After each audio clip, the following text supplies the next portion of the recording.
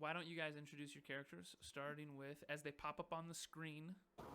So if you guys are looking at your Roll20, if you're looking at your Roll20, you should see your character pop up. Go ahead and just announce them as they appear. This is Caulder, the half-elf warlock. Wow. Hi, Calder. Anything you want to say about Calder's? Like, you can go into a background. You can say one fact about Calder that people might not know yet.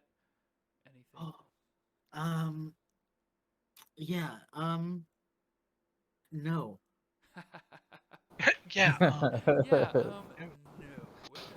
No. Not off rip, I guess. Okay. Fair Or enough. You can no. save it. Next up.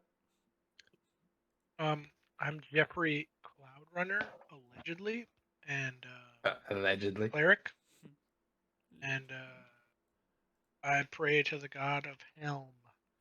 Helm. It's the god of protection and life. And that's the amulet you gave to Pip, right? The little boy. Yep. You gave Pip a Helm amulet? I'm a recruiter for the. You're a recruiter for Helm. You have a second to talk about our Lord and Savior Helm? Our Lord and Protector. Okay, next up. This is Mireshi Hellbreaker, a female half-orc fighter, and she currently holds the world record for having her name mispronounced the most times. I'll just go by Lady Hellbreaker from now on.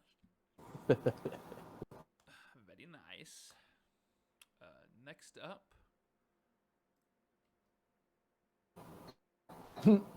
That's a dead skeleton. Yeah, I thought it would be cute. Next up. Thank you. What? Sorry, my spouse just walked. Well, that's fair. These things happen. This is Orin Winterclaw, Goliath Barbarian. Other than having the squarest jaw in the region, any fun facts about Orin that we should know about? Yeah, he's secretly the god of war. Yeah, it's canon. It just hasn't been released yet. Is he though? He hasn't said boy very much. Boy, where is that? Where is the ranger hiding? What would you like to know? You can't see him? Just a bunch of dead wedblands. No, I can't see him. I did see him. Not under me.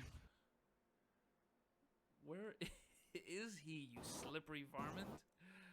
He's practicing being a ranger, apparently. Are you not on the map anymore? I was a second ago, just to the right of the dead wedway. Oh, I think I might have deleted The dead wedwand. Alright, well, it was fun. I got deleted. It's been real. I guess I'll make my leave. Logan's like, this was too easy. We gotta kill some people. Yeah, you guys have had it easy. Welcome to getting unplugged from the Matrix. Not like this, Jack says as he gets unplugged. This is Mad Jack. He's a double hand axe toting, bagpipe playing, arrow shooting son of a gun. You love to see it. You love to hate to love it. You love to hate to love it. Wait, what? Gotta have it. Ba-da-ba-ba-ba. I'm jacking it. Whoa. Plug your ears, kids. It's okay. 18 plus stream. If you didn't know that. Cease and desist letter in 3, 2. Cease and desist commencing. Cool. Well, let's start our story. I always get intense paranoia because there was one time I forgot a character where we're like introducing everybody and I just like forgot someone. And I was like, all right, let's start the show. And they're just like, all right then. And I was like, oh goodness. Embarrassing. Nothing personal, just looking at a lot of stuff. So, where we last left off, our adventurers had woken up at the Stonehill Inn and being told by Pip, the young boy, after hearing them talk about the red brands, which they have heard from multiple figures throughout Phandelver, about the Red Brands being punks, being mafia, being extortionists, being bullies. Pip had come up and said that him and his friend Carp were exploring, and they found a secret tunnel where some Wedbrands were coming in and out of. And Carp had gone in, but was too afraid to keep going, and they ran away.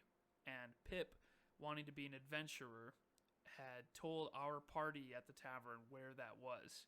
Sildar Hallwinter, Lord's Alliance esteemed veteran, and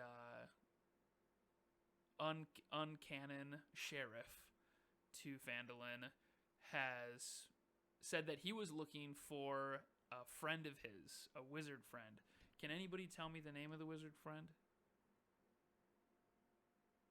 I'll give you a brief moment. Yeah, come on. In the beginning of last episode, Sildar came into the inn and said that he was going to spend his day looking for his friend. Iarno Albrecht. Take Is that him? inspiration. Yes. Take that sweet. And Neat. Caulder also take inspiration for giving me this cool ass shirt that I'm wearing today, that I'm modeling for the camera. Oh hell yeah! Let me see. I'm modeling for the camera right now. I'm just. Oh, let's go, I'm dude. vibing. I love the scrunchy sleeve. Was that the green one? Yeah, Okay, good. yeah, the green one's really That's what nice. I thought It totally fits me. Like my Good, vibe, cool. everything. It's where Cool. it's supposed to be. That's all you. But it also fits you, right? But it also is Physically comfortable. fits you. It's a little short, but that's okay if my belly hangs out. It's like part of the ogre theme. It's like that's Crop like top, bondage. baby. Let's go. Crop top summer. thick boy summer is in full effect now. So Sildar he's been spending his day, he said he was gonna look for his wizard buddy Arno. And you guys had the choice to spend the day talking to other people around town, maybe shopping, drinking, resting, day of rest. You guys could have done anything around town, but you chose just to say, fuck it. And you went straight into that secret tunnel where you have been boxing encounters. You fought an abjuration, this evil alien demon that has been living in a crevasse for who knows how long. It was a Nothic, and its rotten gaze just couldn't quite get anybody, and you guys beat the shit out of it like Frank and... Pushed it off a cliff. Yeah, yeeted it off you yeeted it into the oh gosh, let me just take a second. You yeeted it into the crevasse from wherest it came. Then it tried to crawl out. Yeah. And that's where it fucked up. It tried coming back, and that's where it fucked up. Very good. And then you guys had put on some red brand cloaks. You snuck into a stairwell, hearing voices on each end of the hallway behind doors. You went into the one room closest that had some deep guttural voices, where you found a handful of furbogs and a goblin dressed up in a little cook's outfit. And they were all picking on the goblin and laughing. And they were like, "What are you doing in here?" And you guys are like, "Sorry, we're new, but we have this prisoner." And they're like, "We'll take him to the jail." And on your way into the jail, you encountered some skeletons that didn't attack anybody until someone came in that didn't have a red cloak on. And then the skeletons immediately attacked, not identifying the red cloak right away and attacking, where that noise then opened up this jail cell where 2 more or 3 more red brands just like busted out. The fight kept going. It was really climatic, just late night for us in the session, but it was an easy clap again. When are things going to get hard for this adventuring group? They just seem to know their shit. And now, when they finished dispatching all the red brands, a woman in the top of the corner had said, "Are you here to save us? Our adventurers? Are you here to help?" And this is what she looks like. She's on the north side, the northern cell. On the south are 2 children. Little girl named Nilsa. Little boy. Oop, I think they're both girls. Doesn't matter. One's Nilsa, one's Nars. They're 2 children. And they are asking you for help. They're asking you, they're looking at Mireshi and Mad Jack, the 2 of you closest. dead in your eyes, and asking, "Have you come to help us?"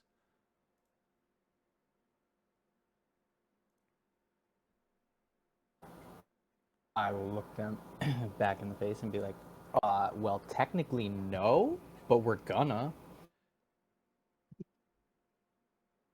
That's just wonderful. Could you let us out? I'm gonna peek around the corner and go. Depends on how much you're willing to pay us. Oh. I'm joking. He's kidding. He's kidding. If Or it's, was he? if it's fair for me to say, I've had a stomach full of torture down here. Humor's not really. I'm not really thinking on my toes. Though That sounds like torture although to me. I don't want you guys to go empty-handed. I'm assuming somebody's like looking for a key right now. Yeah. I'm searched just like, the yeah, dead bodies. I'm looking at the lock to see if it'd be like, how easy it would be to like just like break the that lock. shit.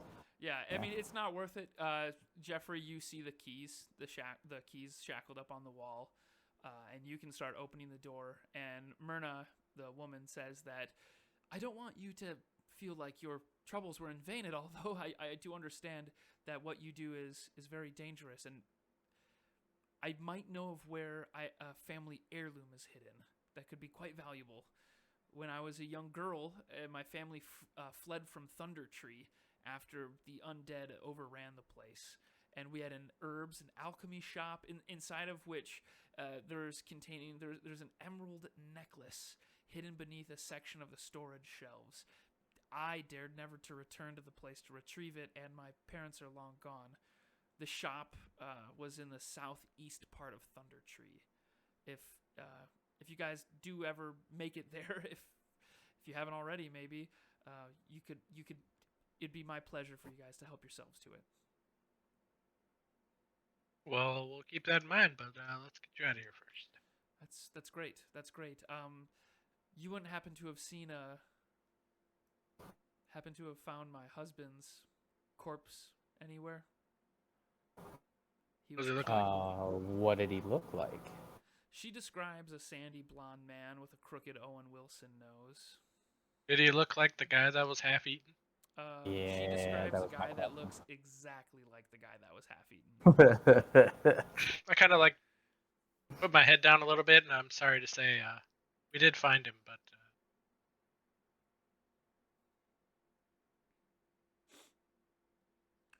I understand. While Perhaps this inside check. while this That conversation was a is going very on, lackluster expression for a dead husband. you want me to cry on camera? Yeah, Kind of I do. want me to cry? Did you even love this man? Yeah, you can roll an Did you- insight. Did you even love this man? Roll an insight. Suspicious. while this conversation is going on, Orin is looking for a key to the cells. They already found one on the wall. Oh, did Yeah, they? Jeffrey Okay. had one. Yeah, Jeffrey had grabbed it and he has Alright. opened up the lock, and you can open up the lock with 14. the children. 14. You can tell that she's been here for a week, maybe. Like she's been here for a long time, and she knew her husband was dead. She just didn't really know it for a fact. So she's had time to grieve. But maybe now she's just staying strong for her children, and she's just happy that she might actually survive or not get sold into slavery. Orin, you can open up the children's pen, and as you do, they don't say a fucking word. They just are staring at you. Very, like, they're looking up, like, heads arched all the way back, just staring at you. Yeah, he's gonna open it and just kind of step off to the side over here, just Okay. to let him out. The children come out, and they're gleeful. Myrna comes out, and she says, Are you here to show us where the exit is? Which way is it to leave? You're fine now. Are you here to take us out? I mean, how familiar are you with the area outside of this building that you've been for a week? Lived here after my young life. We had run from Thunder Tree. I've been here my whole life. I was just a young girl when we got here, and I've been here, and If we get you outside, you'd be able to find your way home. Oh, absolutely. Without a doubt. My husband, Thel, he... Realizing he's dead, pausing a second. He's the local wood carver. He stood up to the Red Brands not too long ago, and that's what landed him here. That's what they came in, they killed him, and they took his body after they had killed him. Shortly after, our house having nothing inside of it but us one night, we were taken as well, and they disappeared us in the middle of the night. We don't know what they had plans for us, but I'm just glad you came. I'm very familiar. We can make it back to our wood carver if you show us the exit. I think we can do that. I think we can show you the exit. Okay. Oh, there are those bugbears and goblins back there. We don't really want to run into them right now. You don't? Give I know. give them the cloak, or go get them the cloaks that are left in the next room. Have them wear the red brand's clothing. Your caller can have heard you, and we'll run over and grab the remaining cloaks on the hooks for them, I guess. I will And- volunteer to escort them to the cave entrance. Can Orin go down to that set of doors that's under this room and check it for like any traps or anything like that? Yes, you just want to check the double doors? Yeah. Yeah, go ahead. You go up to the French doors, and Jesus Christ. I want to not- insight check these doors, see if they're definitely German. not German doors. If you Dirty roll- 20. If you roll, Kennemans, if you roll a D100 and it's a 69, they can be German doors. But you got a dirty 20 to investigate the doors, or was that to insight if they're German or not? Damn it. Investigation to check the door. Okay. The double doors are not. They look just like regular, normal doors. You don't see any signs of booby on them. Can I crack it open to see what's behind the door? Sure. Go ahead and I want you guys to update your own tokens. Feel free. Don't move them too far. I'd say move them like 30 to 50 feet. So kind of like as this is all happening, as Orin's walking up and checking the doors. Mireshi, are you bringing the prisoners with you?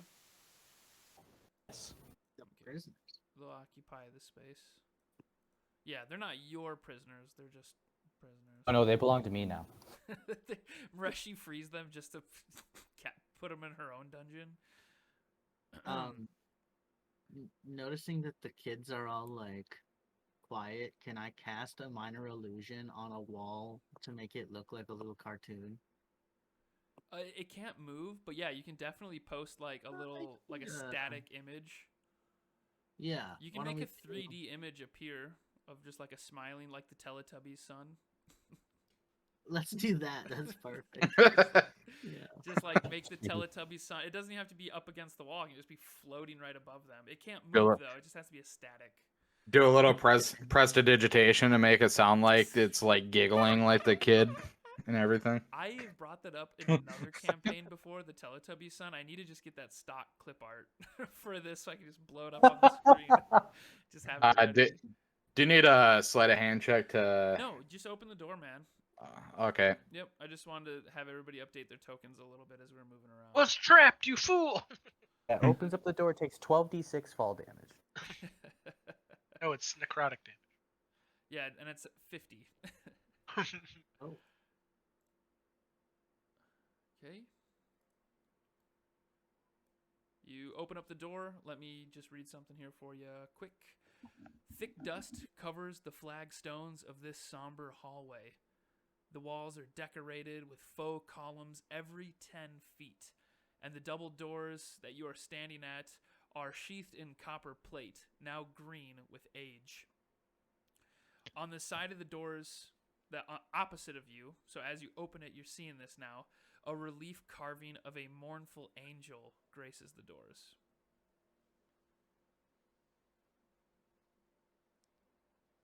Do I know if the symbol Uh. of the angel is related to any religion? Yeah, make a religion check. Ooh. I could Where's Yeah, the Orin will call Jeffrey over to take a look at it. And hit 18. 18. Okay, let me get something out here for you. where's the third SQE? Where are they? All three of them are lined up. I only see 2. I'm Third seeing what? 3. The skeletons are. What did you roll again? I rolled 18. You see that it's. I'd be over here. Yeah, it goes back. Yeah. It goes back to a belief of an ancient elven nation that once spread all across the Sword Coast. And you know that it belongs to Illifarn. It's just a very old elven. Wait, or is that the? Illifarn was an elven city-state that was negative 22,000 years ago, and that this tarnished copper plate, this oak tree, this spreading oak tree, with the relief carving of a mournful angel on it, just goes back to like a very ancient. It's long outdated burial site. It doesn't seem too meaningful now that you've killed the 3 skeletons, but likely if you spoke something of that ancient word, or like the ancient city, or the mournful angel, if you knew more on like that, then you could have maybe used that against the skeletons, as far as like taming. Is there any words on the door? Nope. Just a picture, a relief carving of a mournful angel. And then, actually, it looks like there is a dwarven scripture above it that says, does anybody speak dwarven? It says, Give me a second. It says, speak friend and enter. There's no words on it at all. That was just me being a dummy. Me being a silly man. Orin's gonna call the rogue over to go down the hallway to check to see what's around the corner. Okay, you call for the rogue and no one appears. We have a ranger. Oh yeah, ranger. My apologies to the ranger. I guess I'm used to it. They just called him a sneaky bastard.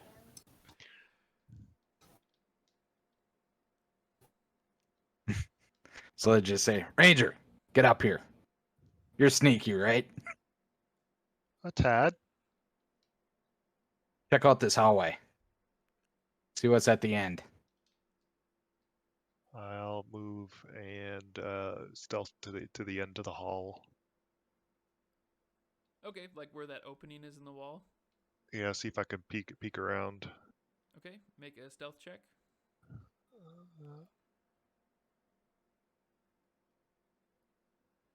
It's 22. Sweet. Yeah, go ahead and update your token where you'd like to move it. 22. Hey, Murdoch, how are you doing, buddy? Let's see here. Okay, and then did you want to peek True Dare? Yes, please. Okay, 1 second.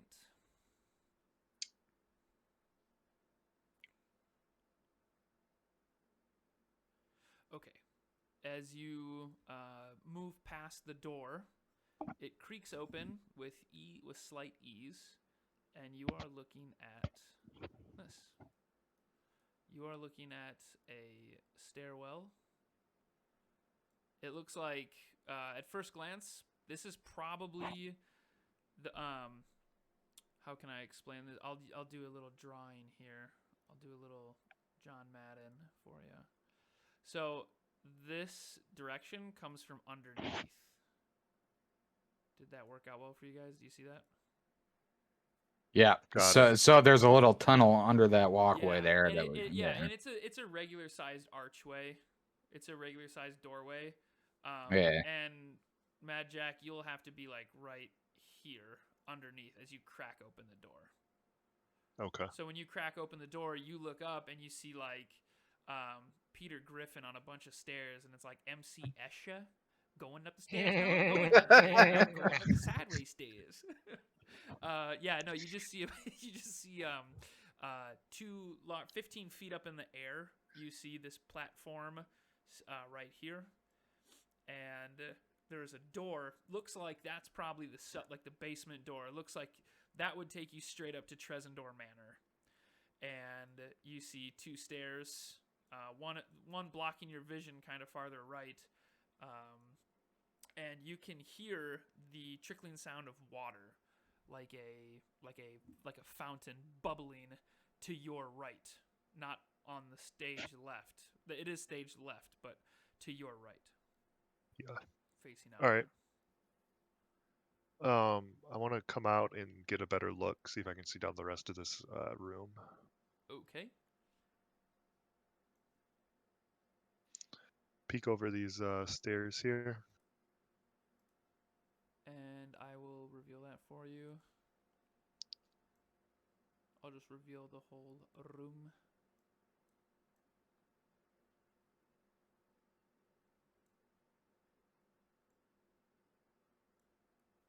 Okay. Wonderful. So there's just the one door, like, all the way down from me. Yeah, and there's one door, one door, and then there is a trickling fountain. Okay. I will go back and wave the party members waiting at the end of the hall to come along. Okay. Come along, I need a pals. marching order. Oh, hold on. Are we taking people we rescued with us? So Mad feel Jack, like that- Mad Jack just relayed to the group that he found like the stairwell that goes up to Trezendor Manor. That's why I'm asking the party, are we taking them with us? Because we don't know what's up there. We should probably walk them up before we go up. I have no problem escorting them out if Yeah. the rest of the party wants to move forward. Cool. I'll escort them with you, Mireshi. Are you guys talking about going out the cave? Correct. Yes. Okay. Because there's 2 ways to go out. One being through the door I just mentioned, and through the cave. So no But more we moving don't know. tokens. Yeah, no more moving tokens. I'm gonna let you guys talk this over. We don't know what lies ahead, and I feel like if we walk into an encounter that we're not ready for, that these people that we just rescued are just target rich. They're just waiting to get killed. Hey, you can take them out. We can wait here. I think that, I mean, if anyone needs to take a short rest, I think that we should. I'm fine. I have no problem escorting them out of this hideout through the cave that we came in. I agree. Okay. So, with you. I would not hate a short rest. Whoever wants to chill and just take a short rest, me and Caulder can escort them out of here. We just got to get them to the tunnel. Whatever you say, boss. Okay. So, I just need to know what everybody's doing. I know what Mireshi and Caulder are doing, and I know Orin's starting a short rest. I'm starting a short rest. I'm Okay. resting too. Jeffrey, did you guys? I'm assuming you guys had this conversation. Everybody was back at or did like Mad Jack came up, Expo dumped to you guys, and then did you already leave and get to the other door? And then Mireshi was like, you guys were like, wait, what are they doing? Or did this all? Because that's one of the things about moving the tokens prematurely is just kind of like. we waited for Mad Jack to come back and tell us what Mad he Jack saw came down back that hallway. and Expo dumped. Yeah, and then we went back. And then you guys all just chilled there, discussed, okay, let's just have our short rest in the sarcophagi. This tomb. I bet you there's a nice velvet pillow in there. You just got to move the bones. Like, you just... Bones are already out. You don't have to move anything. Yeah, shit. We already killed the dragger. Okay, so everybody, okay, Mireshi and Caulder are leaving. Calder, I'm sorry, Orin, Jeffrey, and Mad Jack, you guys are taking a short rest? Yeah. Yes. Okay, so you guys can start your short rest. Mireshi and Calder, you guys are circling back. You are going through the storage room. You're going down. You're avoiding the... Broken bridge, yes. Yeah, you're avoiding the bridge that's no longer there. Because I do have dark vision, so I can see. Yeah. Young man, what are you doing up here? You want to say something to Yeah. my friends? Oh, finally, the star of the show shows up. I've been waiting. So you guys will make it to the cave exit. And Mireshi, I need you just to drop me a d20. Yeah, that's right. And then let me know what you roll. I don't have the chat up. 13. Okay. And you guys, can you move your tokens to the end of the tunnel? And I'll move the tree. I'll kind of stand next to this rock here at the other side of the bridge, because we know that down that staircase that's down there is where the bugbears were. Right. As they're filing out, I'm assuming you guys aren't... Are you guys, like, jogging to make this quick? Or are you moving normal? Are you stealthing?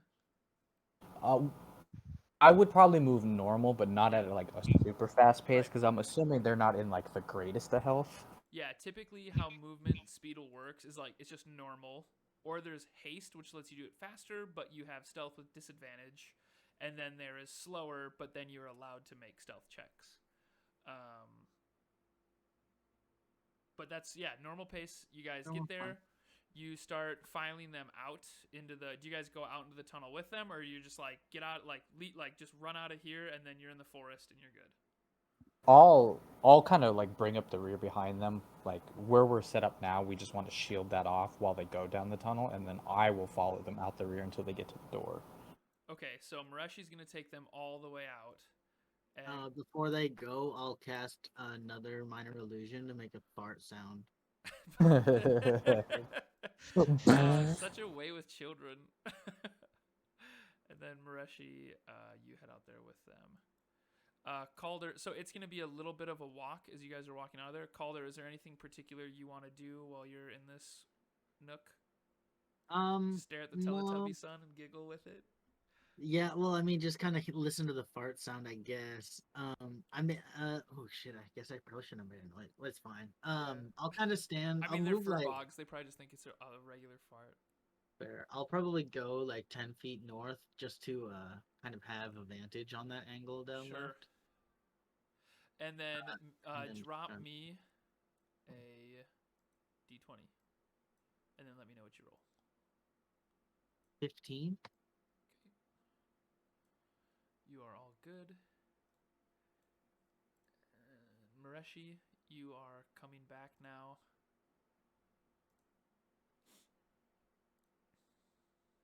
I didn't even get a chuckle out of the children. Oh, they all. I mean, I thought me laughing was justice enough that the kids, surely Kids have been tortured for a week. Yeah, And Calder's upset he didn't get a laugh. I said you must be great with children, right? So it's like, yeah, they're chuckling away, and everything seems fine. Everything seems quiet. It's really only been like, it's not. I mean, when you guys had finished the encounter and freed the prisoners, it hadn't really been more than 20-30 minutes. Because we had to account for falling down the crevasse and climbing back out. And then the combat sequence, it hasn't really... And then Mad Jack sneaking around. It's probably been a half an hour. So there's not that much activity that's changed. You guys can head back to the room. Put you in here. Yep. And you guys have... It's been just under 30 minutes, so to speak. So if anybody, everybody except for Calder and Mireshi. So Calder and Mireshi, you do not benefit from a short rest. If you guys would like to take another half hour, then the 3 resters can toss a hit dice. The other 2 can get their short rest sated. If you guys want to do another half hour. I don't need another half hour. I'll say that to the group. It's like, I'm good to go. Well, you didn't get a short rest at all. Nope, but I didn't use any of my abilities that so you're require a golden? short rest. Perfect. Golden. Calder is also good, but if the other folks are gonna chill, I'll do something. Right, we'll chill if everyone else They needs need to chill. Okay, But let's hear it from Yeah. I'm going to stay and get my hit dice and Okay. get full health. You're gonna take a hit dice. Groovy. Yeah. So we'll take another half hour of sitting in the sarcophagi. Jeffrey and Jack, feel free to toss a hit dice if you need one. I don't need one. Okay. Would I get my spell slots back after a 30-minute short? Yeah. After a 30-minute the short Warlock? rest, you will get. Do Warlocks do that? Yep, Warlock's get it back on a short rest. Perfect. Yeah. Then if you'll get yours back then after this. So before the rest starts, I'll cast illusory script on that little note that I wrote myself in the inn the night before. Yeah. Can I just like let you know what it says on the side somehow? You can, if you want to. The best way to do that would probably be to message me on Facebook. Okay. Or Discord. If you had Discord up already, that works too. You can just let me know which one. All right. I don't know what I wanted to say quite yet, but I do want to spell it here. I do actually. You can say you do it, and then when you figure it out later, you can let me know. Okay. But I'm going to carry on with the story as you... Yeah. Can you do both? Can you listen in and type Yep. that out? Okay. Because I know sometimes it's hard for me to do all of that. Let's see here. You guys, it's been 1 hour now. You guys are doing groovy.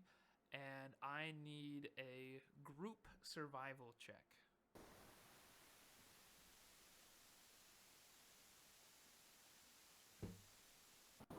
That's just I didn't play everybody this doing game it. to roll dice, okay? You 14 for me. You played this game for roleplay. That's good. Me too.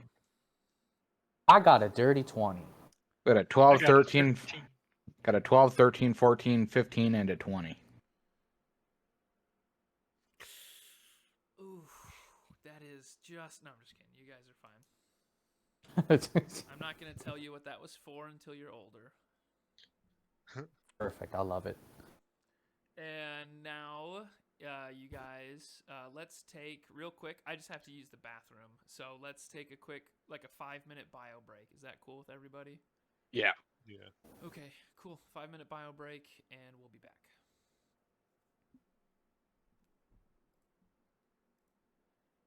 All right. Thank you guys for watching. Thank you so much. You guys have been beautiful legends. This has just been an absolute function. This has been great.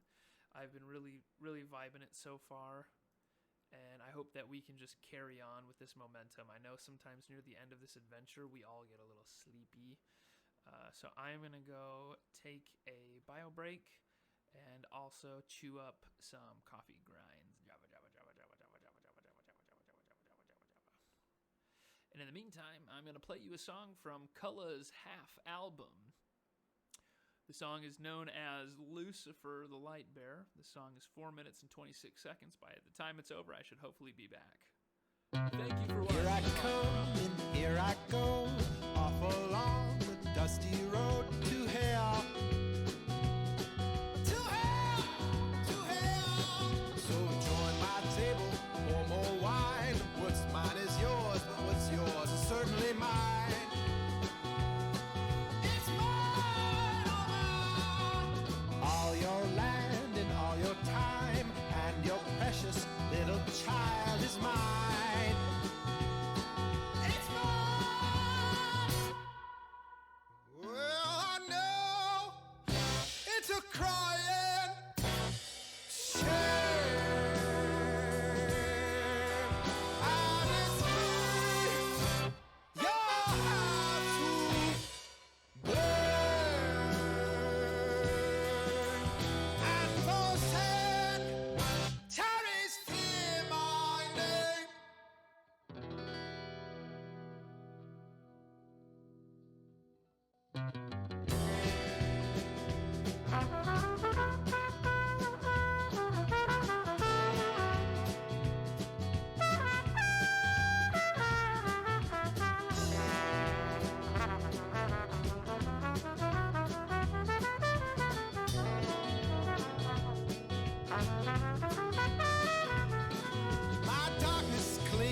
everything you're hiding in your life. What do you say?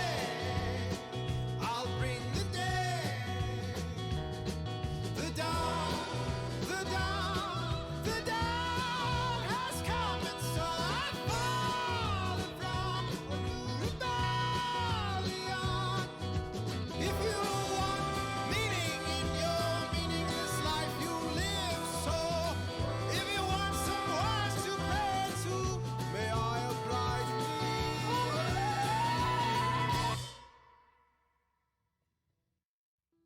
The people call me Lucifer, but you gotta understand I'm a light bearer, bringing to your nightmare, so you deem what's right and fair.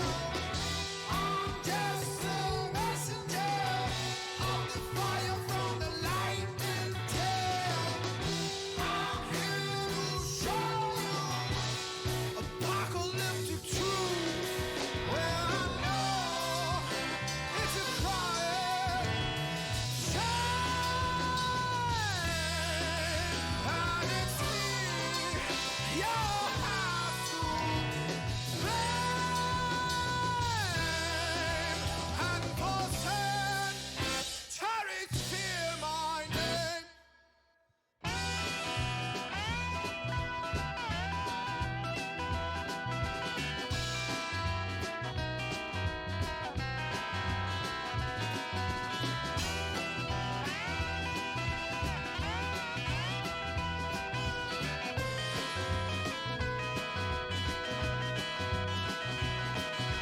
Flick my wrist and shoot my pistol. Here's a trick to shoot you right between the eyes. I tell no lies. My serpent hiss will tell you this: your nakedness reveals you are a slave. So be brave. Now you know knowledge of the fruit of good and evil. You have no choice but to drink my wine. Venerate me where I know it's a crying shame, and it's me you'll have to blame. And for Shout out to my mom for the centuries praise. fear my name.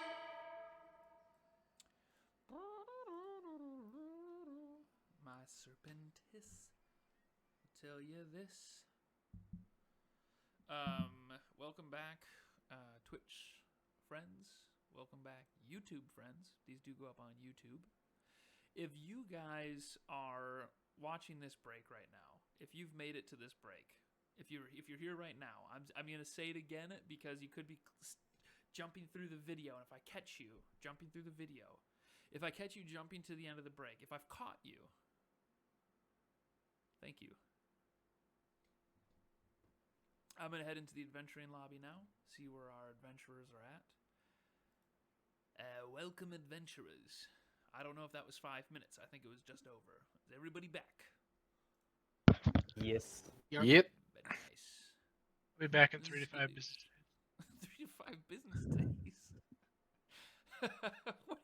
Would you mail yourself to go get a glass of water or something? Yeah. Yeah. just yeah. He ordered it on Amazon. Yeah, without Man. Prime. Yeah. Man had to boil the water before he could drink it. Yeah, damn. You had to wait for the ice to thaw. Okay, you guys are coming out of your hour rest. You've been in the cave. Gosh, what was it, like 8 or 9 in the morning? You guys had spent about half hour doing some bullshit. BS. And you spent an hour-long rest. Don't forget that 2 weeks in Short between all rest. that.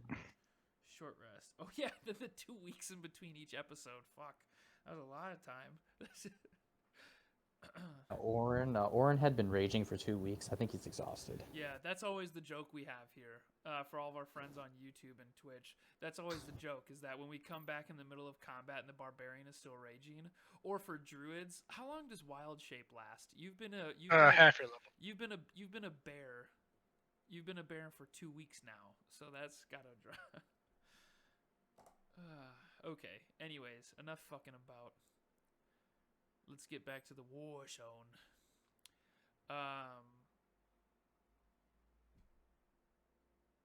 I need marching orders. I need direction.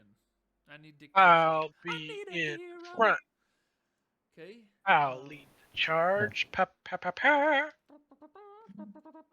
I'll line you up at the door. Orin will be second. I'll be second.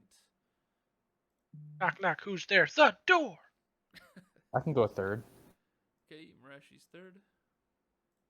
Caulder behind Mireshi. Caulder behind Mireshi. Looks like Mad Yeah, Jack I'm in the back. rear. Mad Jack in the back. Mad Jack is the vanguard. He goes first, and then when it comes to like kicking doors in, he's like, "Yeah, I'm last." I should go first because people can see over me. You got two people looking through the door. Yeah, true. Or you can just run through all of their legs with twin hand axes. Yeah! Like right under all their legs. Just fucking roll the first one on initiative and just yeet yourself to the front of the line. Yeah! Cool. And you guys are going to progress into the like cistern room, right? The room with all the water? I would assume so, yes. Yep. Yeah. Okay. On your way through, you guys are in the hallway, thick dust. As you guys are now, all of you are opening these French doors. You took a rest. You closed all the doors. You spent some time with the sarcophagus, the corpses that have been long dead, and thankfully, everyone was smart enough to not touch anything that had been undead for a long time. You guys passed your survival check. You guys all had the wits about you to not try and take too deep of breaths around the rotten corpses. And now you're entering this hallway. Thick dust covering the flagstones of the somber walls decorated with faux columns. They're not even real columns, they're just faux columns. Every 10 feet. And as you guys get to the first set of columns, I need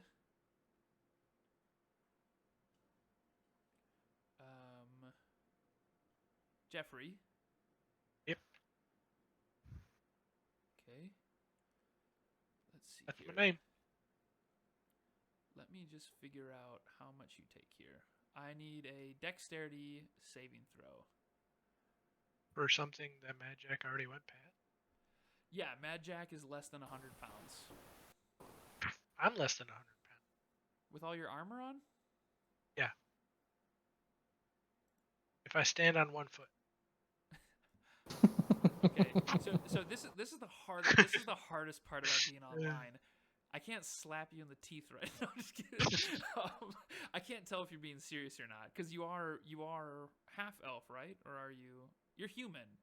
I'm a human. You're over 100 pounds, you son of a bitch. All right, throw the god against you. You got me. Is this a dexterity saving throw that's only targeting me? Actually, it's not a dex save at all. Well, let me just check something out here. Well, then why am I making a dex save? Let me just figure this out. Okay. Well, it's because I'm looking at some loose algebra here. I'm trying to interpret for the good of the film. Make a dex save, and I'm gonna say that Shield Master doesn't help you out here because 3. you're going into a pitfall.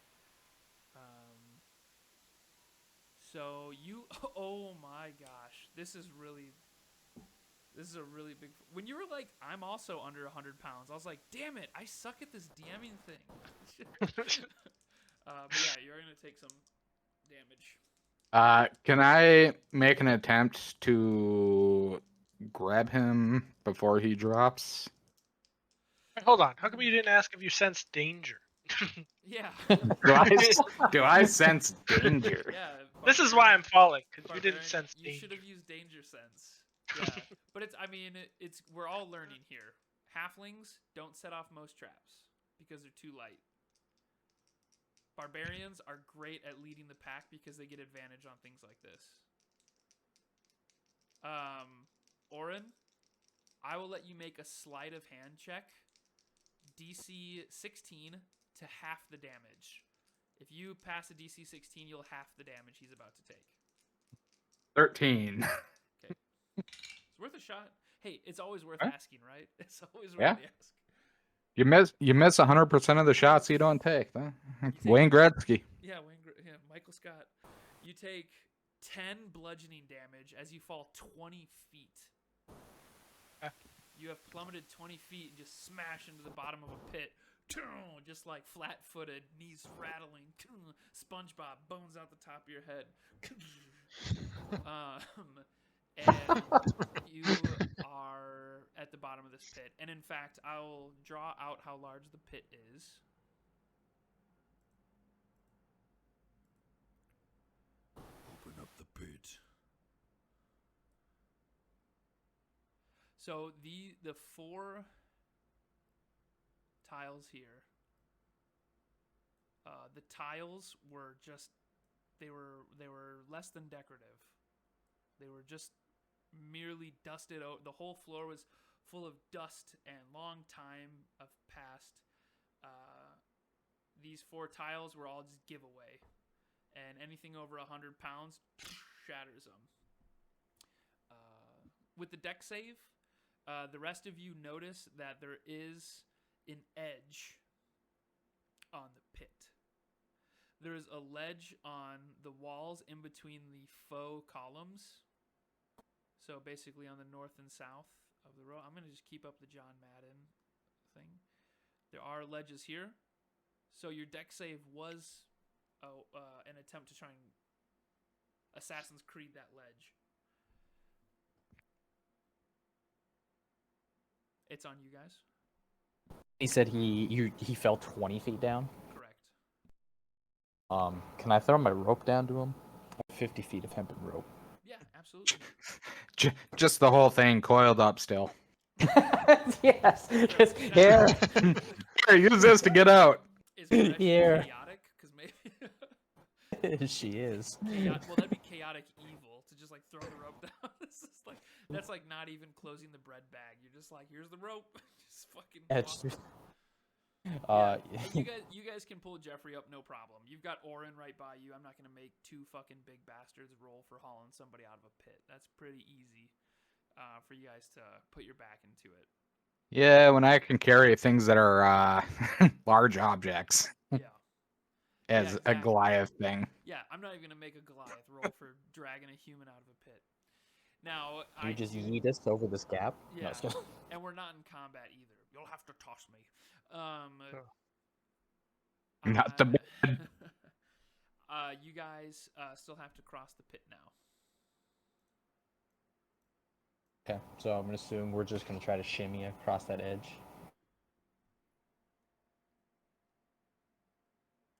Let's have Mad Jack, Jeffrey, and Caulder go first, just in case Orin and I break these fucking ledges trying to get across. How about that? I'll go first. I like that idea. I'm Last going time we to. stepped on a ledge, we broke that shit, and we stood in the tunnel while a flood of goblins fucked us up. So, Take the rope with you. We'll hold on to the other end in case one of you falls. go. Nice. That's very I'll put my back up on the south wall and start the shims. Okay, Calder's gonna just squeeze his way. He's like, yeah, don't mind me. It's just like a party in here, guys. Everybody's like, we're having a party. My name's Calder. I'm a nobleman. It's just like like a what do they call it? Oh my god, when you do the thing where you have to go under the bar. Limbo. Limbo. Limbo, but opposite. Yeah, it's like a vertical limbo. Just don't bend. Yeah, it's a skinny. It's not a vertical. It's a width limbo. Everybody do the sunfish rock. Everybody do the sunfish rock. What's the sunfish's name from SpongeBob? That big mean bastard. Patrick Star. No, that's Patrick. There's Oh, a this- sunfish. That's a mean. starfish. There's the mean flatfish during the driver's license test one or whatever. This is I don't Puff. remember his name. Anyways, not Puff. It's a sunfish. He's flat and he looks really skinny until he turns and then he's fucking massive.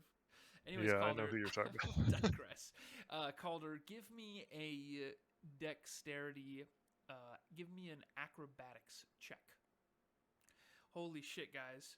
There's so many times in this game where we're looking for strength, we're looking for athletics. Oh, Calder, you son of a bitch. Calder. Hold on, Orin, what did you say about the rope? Wait, was- inspiration time. Oh, I- yes. Hold on. Whoop on run spread time. Whoop, whoop. Inspiration Inspo- time.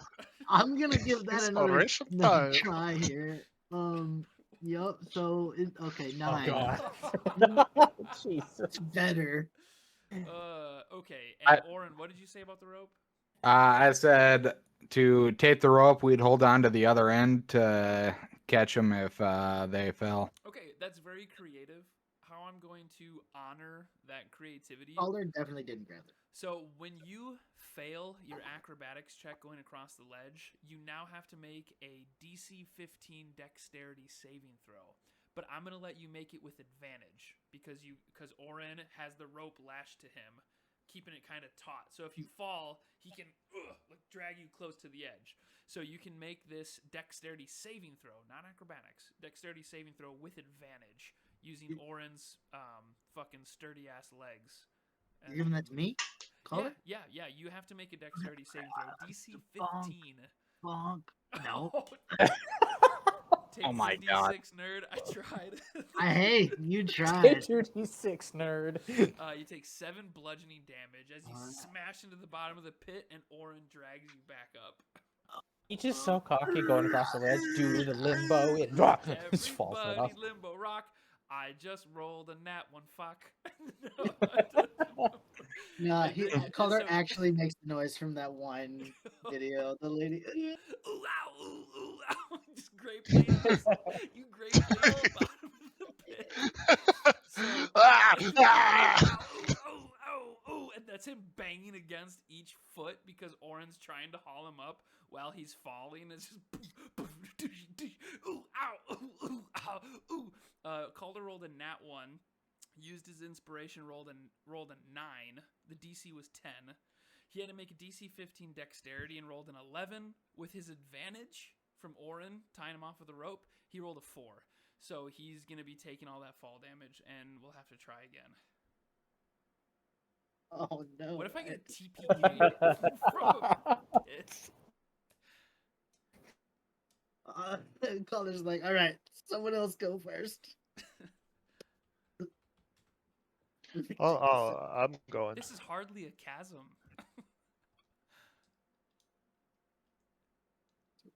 Okay, Mad Jack, give me your acrobatics check. All right. That's an 11. That's good. You make it across. Swing. Everybody Mad Jack rock. Everybody do the Mad Jack rock. Boink. We can just jump over this, right? If we have the strength. If you have a 10-foot running distance and so if your strength is higher than 10 and you have a 10-foot running distance, you could make this with a lot easier of a check. Yeah, I'm just gonna jump over. Okay, do you move back like outside of the doors? Yeah. And then you leap across? Yeah. Give me an athletics check. Very easy. I use my Barbarian feature. What? Since when? Long jump. Jump attack. Oh yeah, from Diablo? Is that what Yeah. you're Yeah. you have to deal damage to Mad Jack though for it to be an It did. attack. Yeah. Oh yeah. You just Jeffrey, just like watching everybody limbo rock is like, there's no way with my big ass armor I'm doing this unless I like looks behind you, like look back into the crypt. You're like judging the distance. You're like, wait a minute. Just leap over Mad Jack. Just your chainmail rattles as you land. You've had enough of that. Okay, anybody else?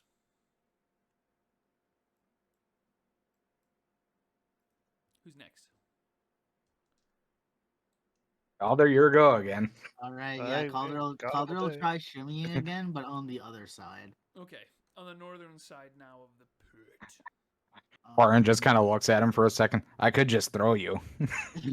Make an it might come to that, friend. Oh God. Make a dexterity save. So Calder rolled a 5 for his acrobatics. Make, Oh, they're just kicking. make a dexterity saving throw with advantage. Oh my gosh. There we Okay. go. Yeah. Okay, so Calder rolled a 5 for his acrobatics, slips on the edge again. I don't know what his problem. Maybe he's got a fear of heights. Is that a thing? Calder Sure. has a fear of heights. It's canon now. You actually do have a fear of heights that I'm gonna now that you've failed this twice, I'm making this a thing that will come up later. No. And as he's falling, and he thinks he's gonna hit again. But now Orin has caught him. Orin failed to catch him one time. Not necessarily Orin's fault, but he bounced all the way down. This time, as he was falling, Orin, being a lot more skilled at it, hangs his. I'm sure the dude's got like a 6 foot, 7 foot, 8 foot arm span. This time, Orin hangs his arm over the pit and just catches him, and then just slides him up and drops him back down. You're still on. This side? Oh Yeah. my god. I'm gonna try again. Only because the only reason why you're on this side and not the other side is That's because fine. Orin saved you. You're 14. Yeah. Your first 14. If your first roll was over 15, I could have said you wall ledged and came over. But frankly, it was because of Orin's rope that you survived. Yeah. I'm gonna go again. Gonna give it. And 17. All right, this time you're like, okay, third time's a charm. And you slide across. Thank goodness. Who's next? I will also attempt to run and jump over, and I'm gonna look at Mad Jack and be like, do the double hand push back to tell them to give me some room. Yeah. Okay.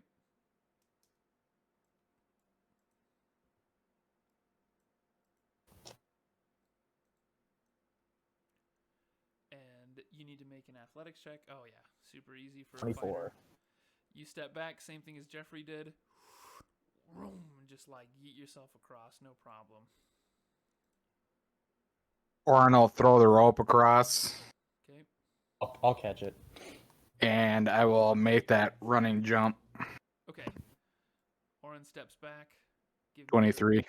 Oh yeah, Big Bear just fucking jumps across. It almost looks like it doesn't even look like you jump. It just looks like you give it a bigger, it looks like you just increase the gait of your run. You're just ooh, it's very gangly because you're not. I don't know what your dexterity is, but your ability to run like a gazelle as a Goliath might be a little difficult. But as you're running, you just just big gait across and make it. You guys can continue with the story how you see fit.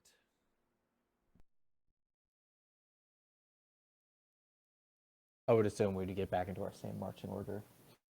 Yeah.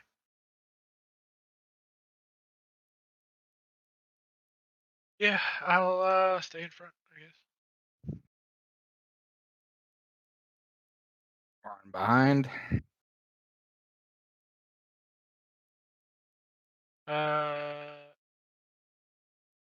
I'm gonna use my channel divinity.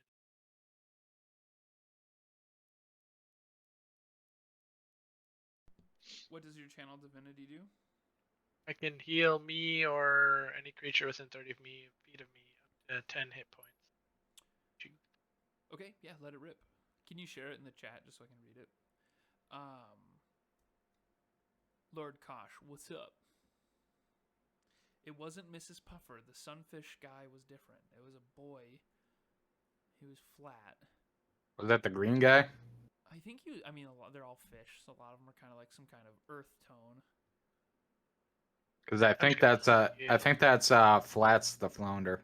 Flats, is that it? Is it Flats the flounder? He's not a sunfish. I believe so. Okay. Yeah, it is Flats the flounder. He's got two eyes that are on top of each other. Yeah, I think that's it. Yeah. Yeah, and then This creature, your your preserve life only brings a creature to half their hit points. Yeah. Okay. So do you use that all for yourself? Do you use that for other people? I don't know if anybody below half. I am not. No. Not below half, but I'm not feeling too great after taking that fall damage.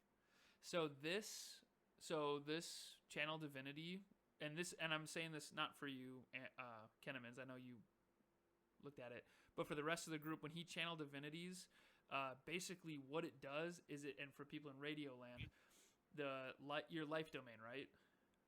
Yep. The life domain channel divinity brings you up to your bloodied Mason-Dixon line. That's it. So if you're mortaled, if you're less than, if you're bloodied, channel divinity can only bring you up to that Mason-Dixon line. It can just take you to where we'll give you the plus side of it, where you just break bloodied.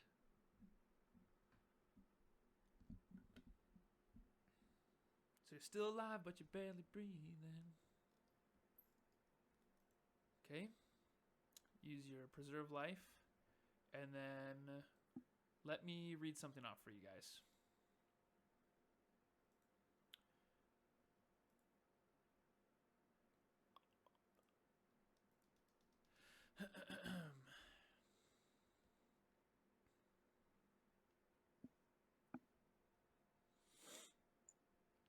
A large stone cistern occupies the western part of this room. The walls of this room are lined with kegs and barrels. This is a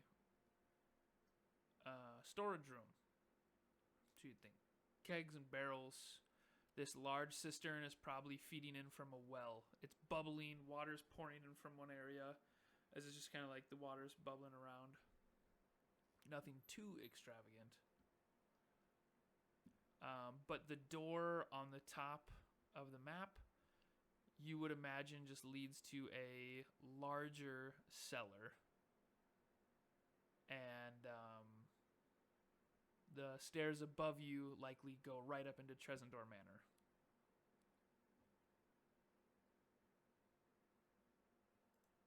What?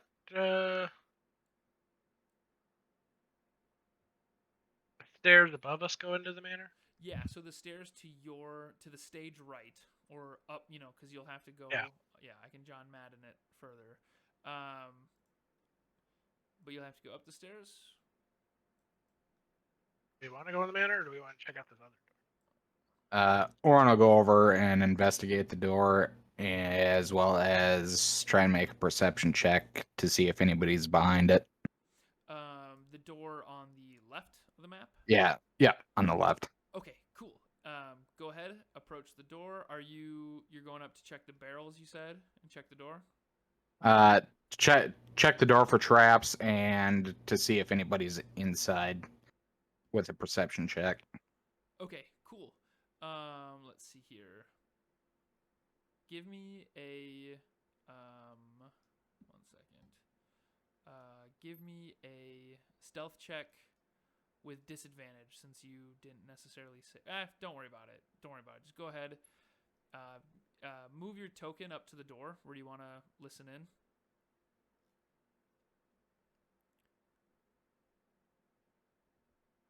And do you want to make a perception check for what's on the other side, or do you want to start checking the barrels? I'm gonna perception check to see what's on the other side. Very good. Make a perception check.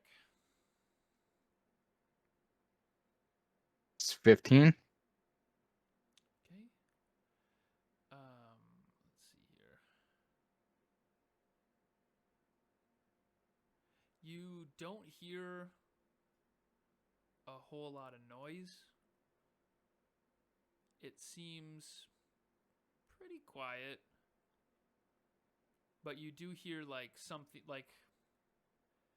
you hear the slight sound with a 15. You will hear the slight sound of like box sliding. Like you hear like the sound of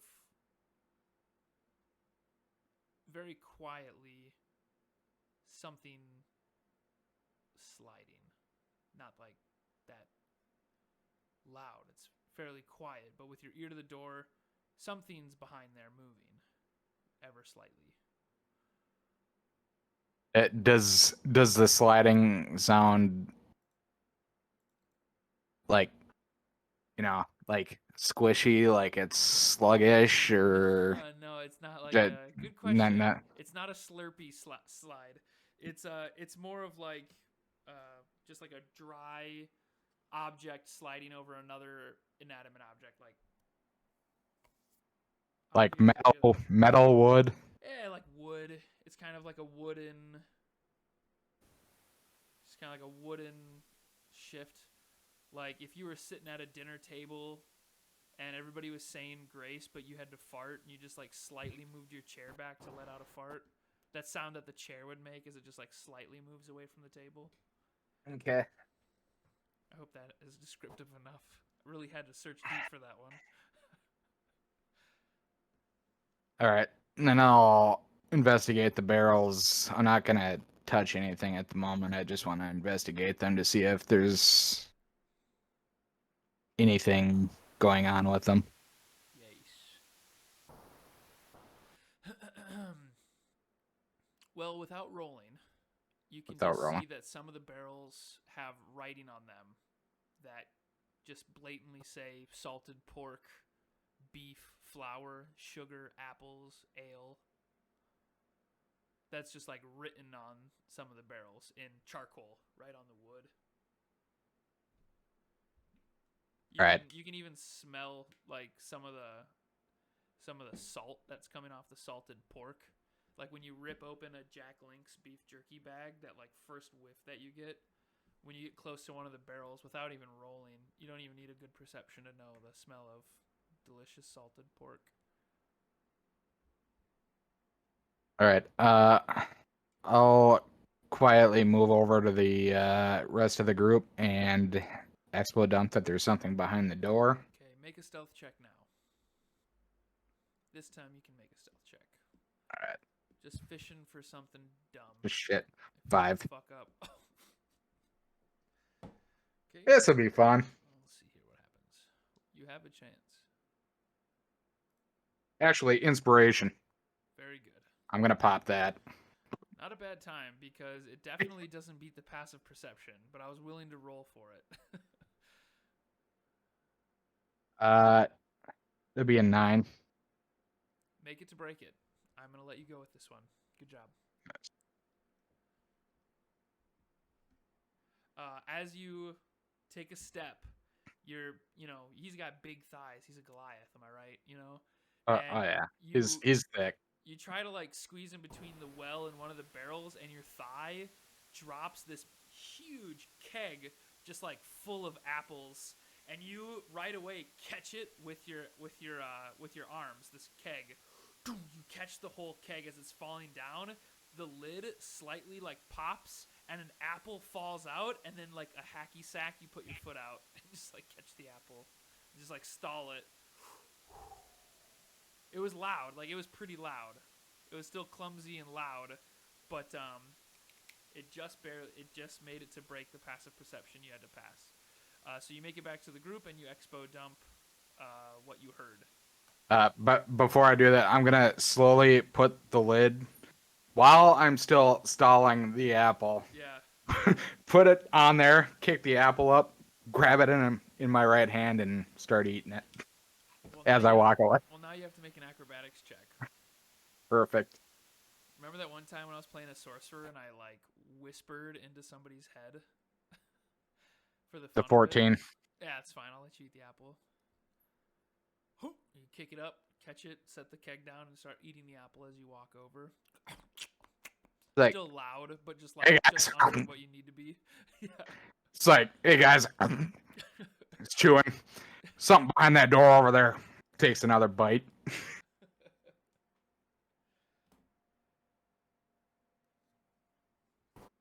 it something that you want to go check out, or? saying this to Orin. It's up to you guys. I don't need to get into another fight if we don't have to. What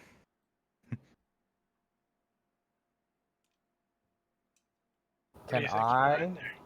I move next to Mad Jack and just take a look down this tunnel just to see if I can see anything The tunnel? behind him? You said there's like a tunnel that goes up right here. Be the opening. That's where you guys came from. Right, but you said like there's an Yeah, arch there. it's like a little underpass that we came through. That's all. Oh, gotcha. never Yeah, mind. so that's what I'm saying. Like, picture the stairs coming from the Trezendor Manor on the north side. It's more like a spiral staircase, and you guys can walk under it. Gotcha. That makes sense. Yeah. All right, it's all right. That's okay. Worth a shot. You find a beholder. Yeah. Yeah. Do you know what's behind the door? Or what? Door.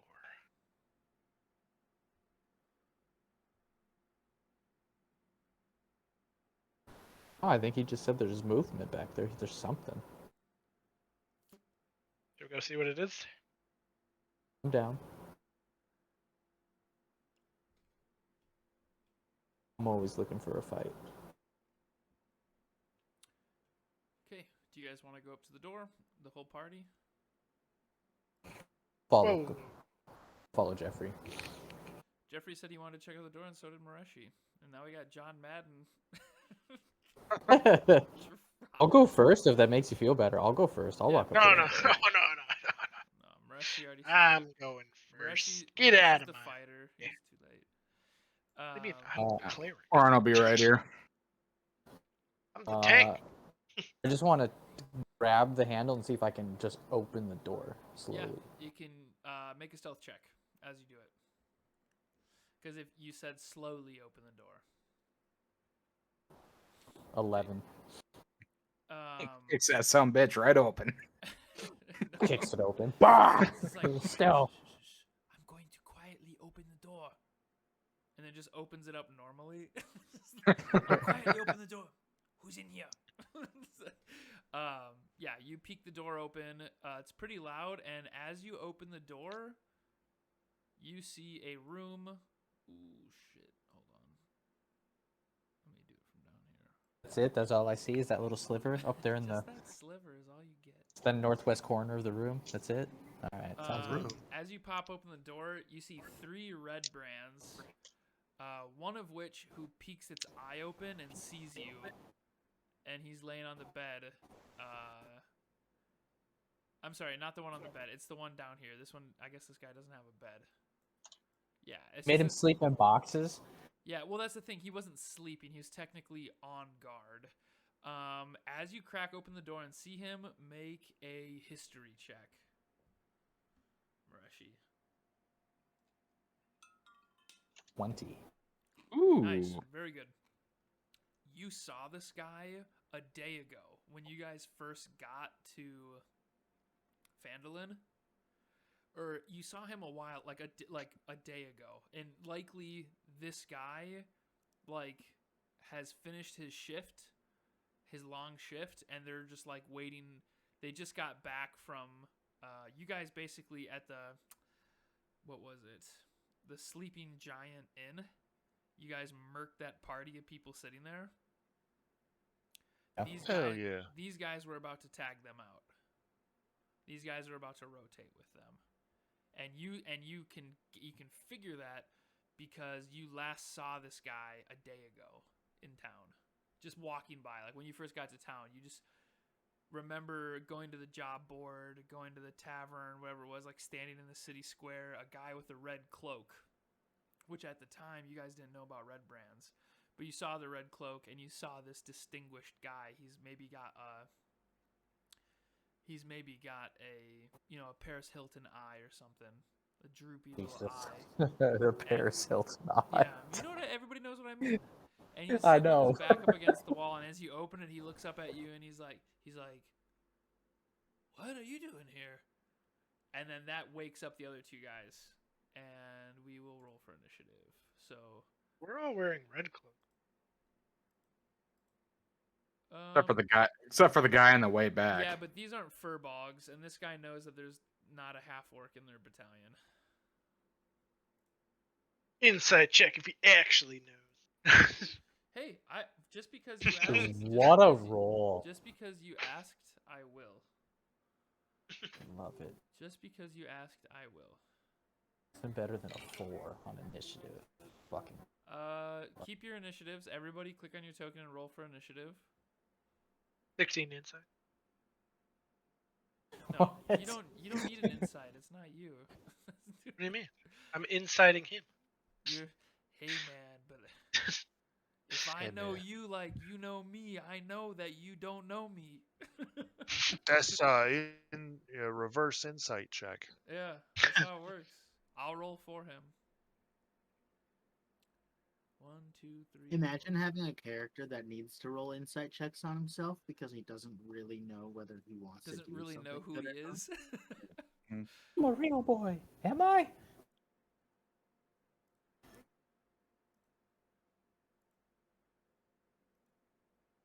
Ooh. Let me just get this sorted. Let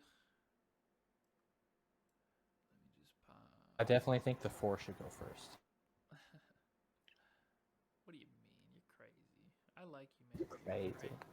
Yeah, that is how math works. Apparently.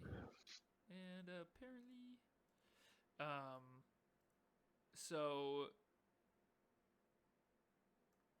keep the initiative order. Paris Hilton I says, What are you doing here? And the others wake up and they see this half-orc and some person standing behind them wearing red cloaks, and they just jump, and they all stand at guard, and now what are you doing here? They jump up and they start they're fumbling for their shit, they're getting ready really fast, they're getting ready right now. Mireshi, you have to answer. What are you doing here? Oh shit! You're gonna die, clowns. That's what you Yeah. yell. What? Is legitimately what I yell. Yeah. Okay, cool. Then the one on top of the door uses half of its movement to stand up and will run right at you, Mireshi, and make a short sword attack. The first one is a miss. Does a 15 hit? Does not. Okay. Orin, it's your turn.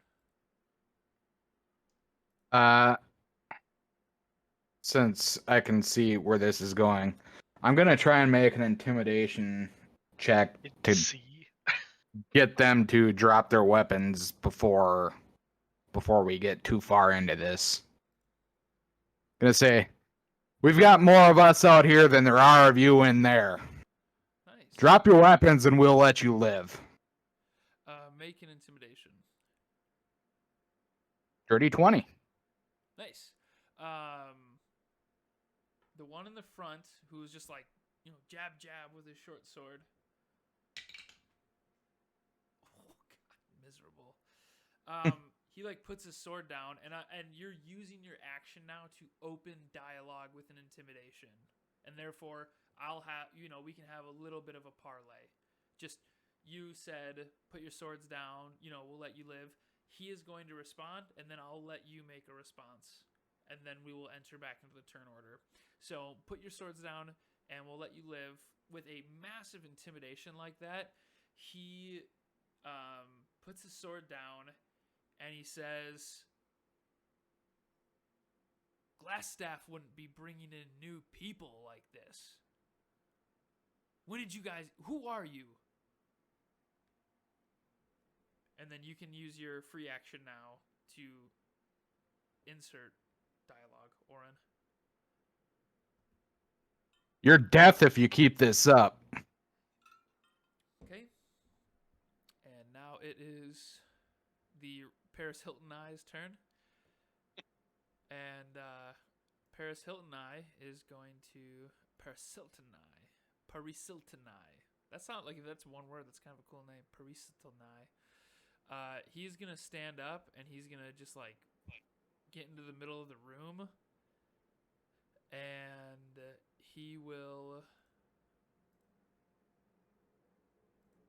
just stand quietly. It is the next Red Brand's turn. And he is going to get up and get right behind his friend. And he's going to draw his sword as he's walking to the door. And then it's Jeffrey's turn. Too bad nobody's playing Dragonborn. Yeah, missed opportunity. Yep. Get- Foost, Roda. And then there's Does he draw actually- his sword like he's gonna attack us? He drew his sword like he's readying an attack if anybody fucks with him. I'm gonna point at him with my mace and suggest you put that down. Intimidate or persuade. Your call. They're fully intimidated, so I'll let you use a persuasion or intimidation.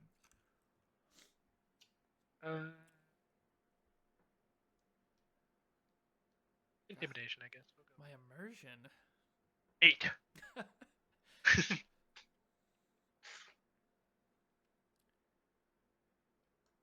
And let me roll for it. Okay.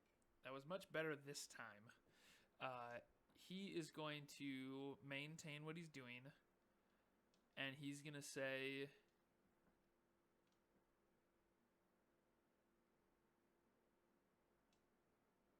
Did the fucking Lord's Alliance send you? Who? The Lord's Alliance. Never heard of him. What the fuck are you doing here? And now you can Don't worry use- about it. Okay, so your free action, you say don't worry about it. Caulder, it's your turn. Caulder's like John Travolta by the stairs, like holding his trench coat, like where? Yeah. What you getting into trouble?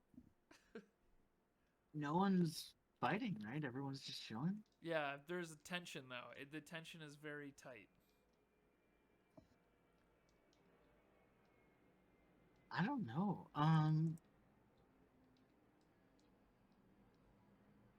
I'll try in an attempt to ease some tension. I'll cast another minor illusion of the sound of a cart right behind Orin. I will let you make a deception check. Oh shit! Okay. It's funny. I got a nat one. So it seems like after all these episodes of you hacking Roll20 and getting nothing but nat 20s, they had a patch update. Seems like Roll20 patched your your hack there. Do you actually shit your pants? No. All that happened. This is what happens. So Calder casts a minor illusion fart sound right behind Orin, and Orin just turns around and looks right at Calder and is like, "Stop that!" And like looks right at Calder, "Stop doing that!" And then, or I don't know, Orin doesn't have to say that, but Orin, because it's a nat 1, you do turn around and look right at Calder, and one of the ruffians, the one that's right in front of Mireshi, he's just like, "What the fuck do you take us for?" And then he like his sword that was drooped before is now back up to raised. Mad Jack, it's your turn. Can I free action say an idiot, obviously. You had your free action. It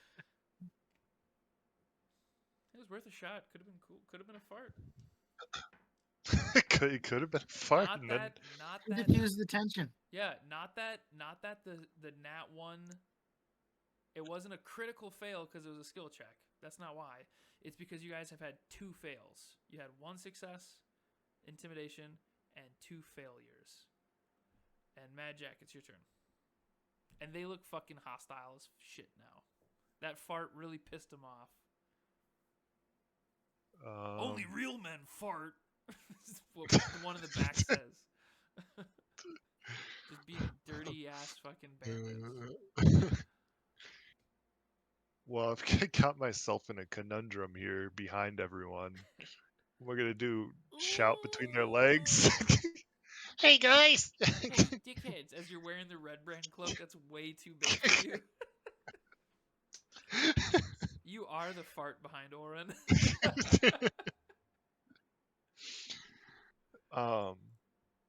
Cool now. Makes it sound like Orin can actually make his farts talk. Yeah, I mean, yeah, I'm gonna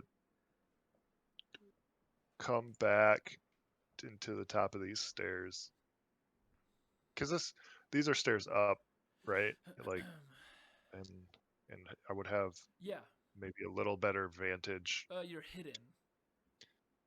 Perfect. It's yeah, you're pretty much just hidden is about all it is. Okay. Yeah.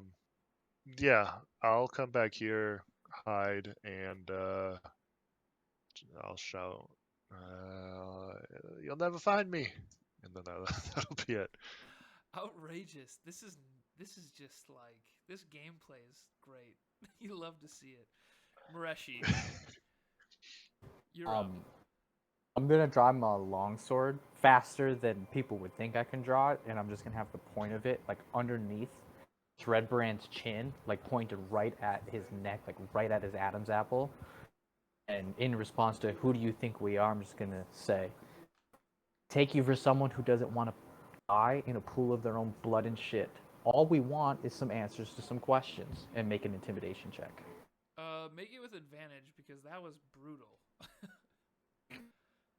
That was disgusting, and I'm here for it. You don't even need advantage. Look at that. At 21 and 18. 21. Done, am I? And so 1v1? as he dropped his sword, hearing Orin from the back, and then heard like the fart sound, he's like, "What are you guys doing?" And then like, I said, "What are you guys doing?" Then, whink, you've got the sword pushed up under his chin. My next question is just, who are you referring to when you say Glassstaff? Okay, that'll be your free action because he didn't respond when you intimidated him. In fact, you start to see a little bit of piss pooling, like piddling. It's not a lot of piss. He's not opened the gates yet, but you see piddle in his pants. I just firmly press the tip of my blade into his throat. It doesn't draw blood yet, but like it's there. Like it's right there, and I'm like, who is Glassstaff? Okay, so it's basically 2 and 2. We've had more than 3 rounds of combat, more than 3 turns without fighting. I'm going to... Don't worry about the turn order now. But it is technically this guy's turn next. Who's under your longsword. And he's going to say...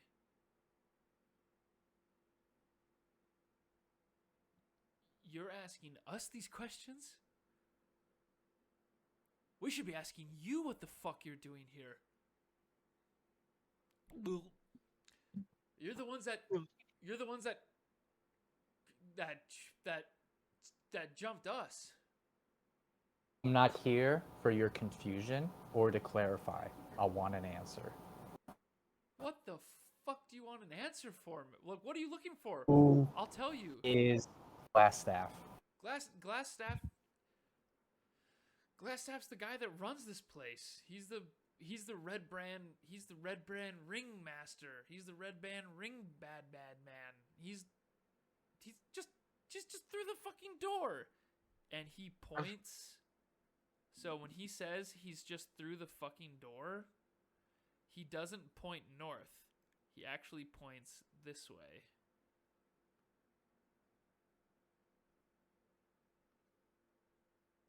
Which way? Oh. Yeah, I didn't see anything. Sorry, okay. I was still drawing it. It's a thick arrow. I wish Roll20, if you're listening, get some 3D, get some symbols like in your stock. Like when you can do like free draw, like freehand. Oh, I guess I could have done a polyagonal line. Either way, he says, He's like, I don't like, dude. He's like, he's the ringleader. He's just through those fucking doors, and he points to the south. And I'll just turn my hand a little bit, just keeping my blade in his neck without drawing blood just yet, but it's firm up there. I'm like, does he have an actual name?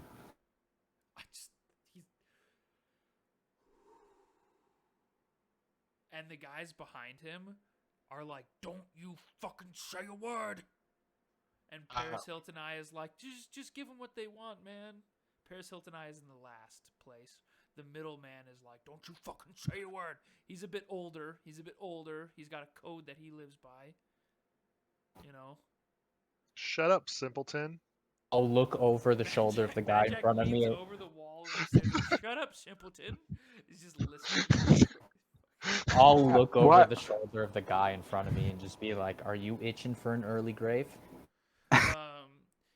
And he just fucking spits at you, and then the guy in the front is like, no, hold on, as you're holding the knife to his neck, hold on, God, and you have spit on your face now, Mireshi. He's like, please, just hold on. While this is going on, Orin's gonna check these barrels to see if there's any flammable liquid in any of them. Nah, it's just food. Just food. Yeah, it's just a lot All right. of food. He's gonna see the bed. Can he see the bed in the back from here? Yeah, you're big as fuck. You can definitely see over all their heads. All right, he's gonna take a torch and light it. Yeah. And he's gonna toss it over their head onto the bed to light it on fire to try and smoke them out of the room. Oh God. Go ahead, make a roll a d20 plus your dexterity, and you're not a fighter. Are barbarians proficient with every weapon? They would be. Martial and simple weapons. Sure, so go ahead and add your proficiency. Roll a d20 plus dex plus 2. D20 plus 4. All right. 15. Okay.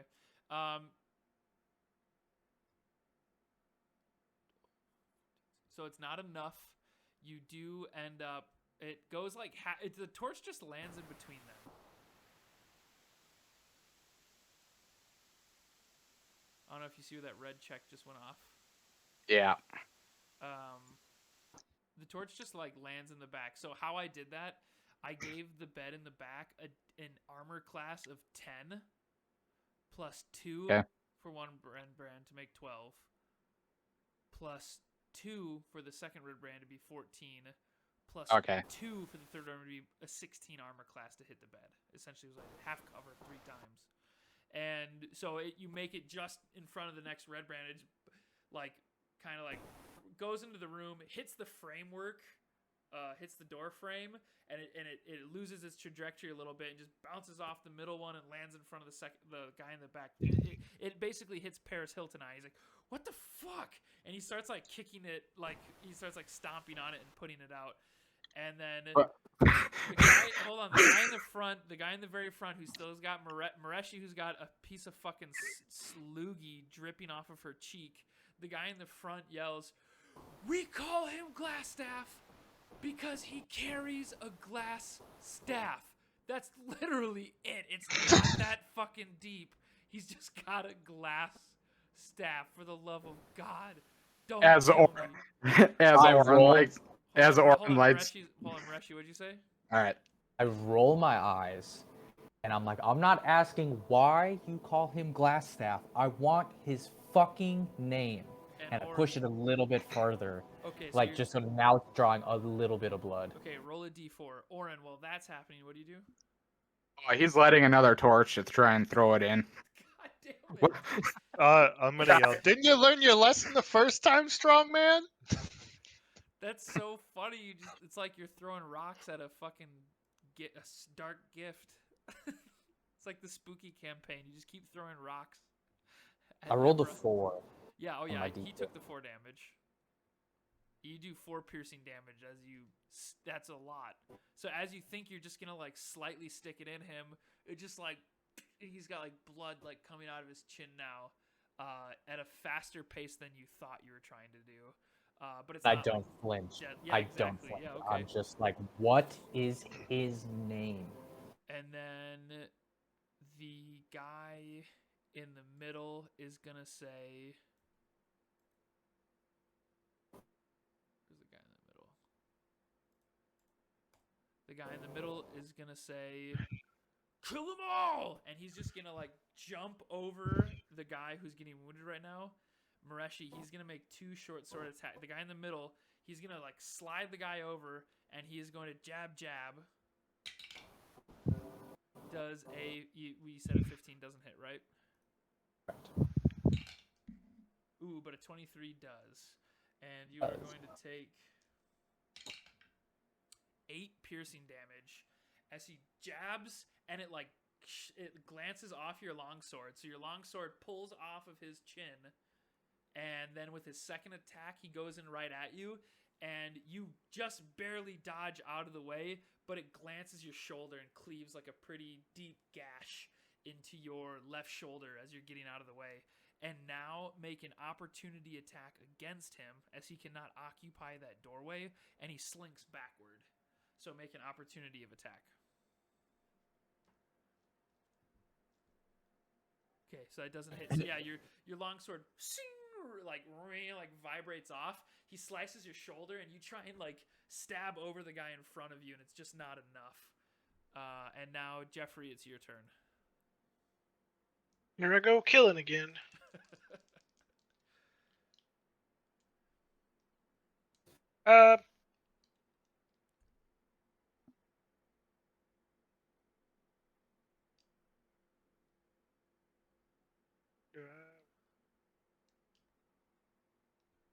I'll do.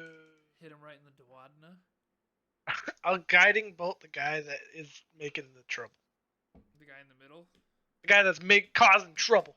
Okay, he is gonna. I am gonna give him half cover, even though there's 2 guys in the middle. I'm gonna give him a +2 to his armor class. Does that mean I get a +4 to my armor class? If someone tried to range you, yeah. Okay, I'll try it.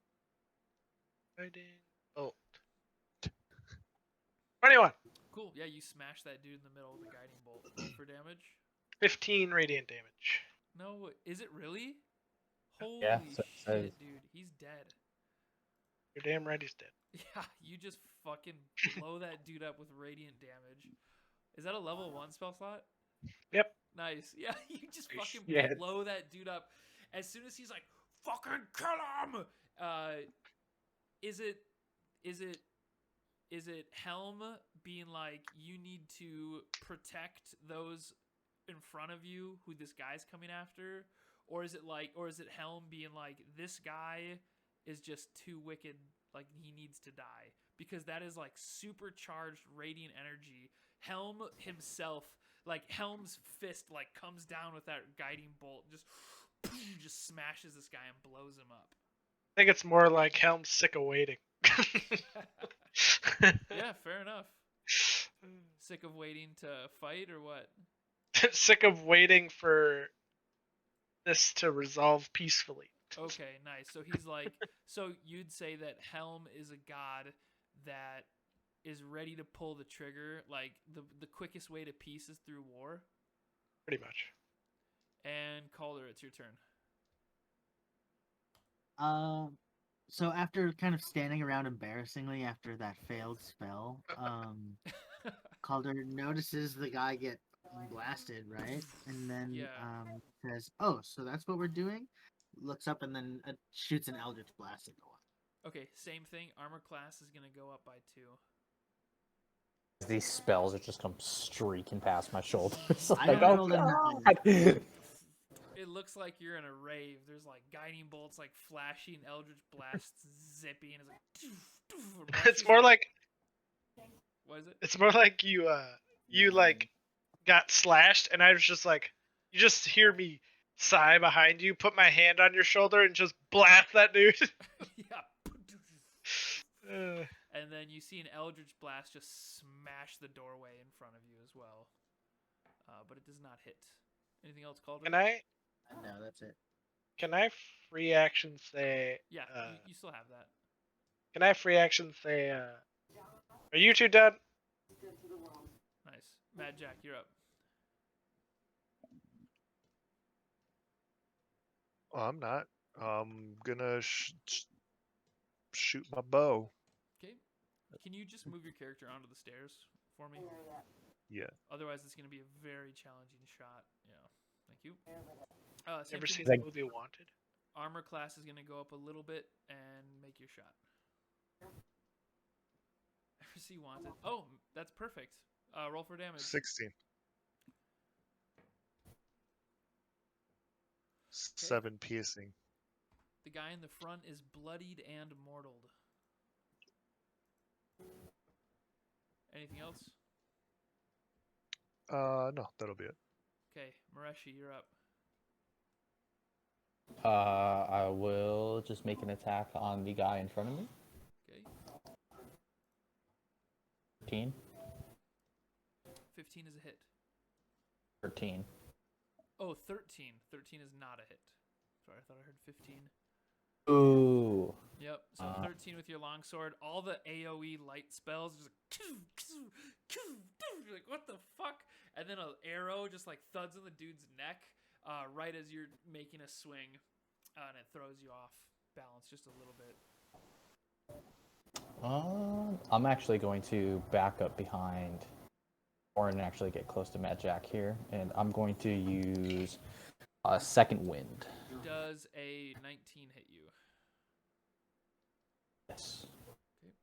As you make your longsword attack and then turn to run, the red brand in front is making an opportunity of attack. Okay. For 7 piercing damage. It hurts, but I'm good. Okay, you're still up.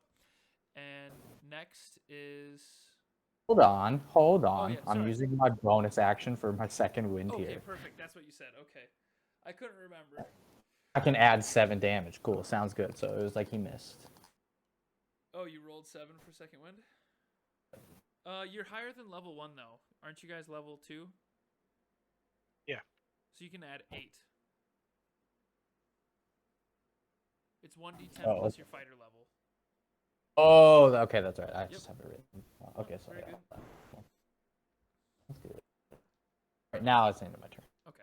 And it's his turn, and he would have just swung at you anyways, but now he can't. So he's going to close the gap, and with his last, with his, like, breathing breath, he's oh god, he's, and just amazed by the magic, he's going to scream, magic user, and jab at you, Jeffrey. Does a 17 hit? Nope. Okay. And his second attack missed as well, so by a long shot. So he just runs up, and he's now just like flailing his short sword at you, just stabbing away. I'm just like parrying it with my shield, Yeah. still sighing. Like, come on, dude. Dang, when are we gonna get out of this fucking house? Orin, you're up. Orin will move to here. You fall into the water, and it's 10 feet deep. Oh, it's actually deep. I thought Oh, I yeah. thought it was just a little pool. Yeah, no, you would let's see here.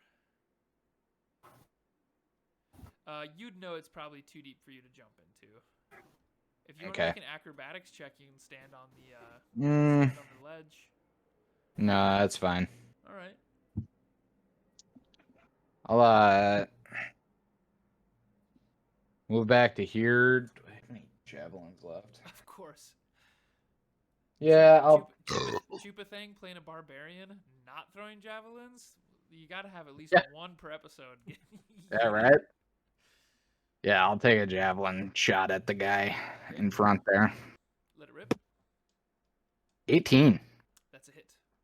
Hey, Holy shit. You're not a Was dragon that- paladin this Was time. that like 7 and 13 with those? No, different character. Don't keep the same batting average. This is a different character. Orin's I got a don't- good javelin arm. 5 damage. Oh, you kill him. Exactly what he needed. As he's jabbing recklessly, you're like, holy shit! And you run over to the side of the you like go to jump into the cistern, see it's like super deep, and you like step back, looking down into it, and you see it's like actually just 10 feet deep or so.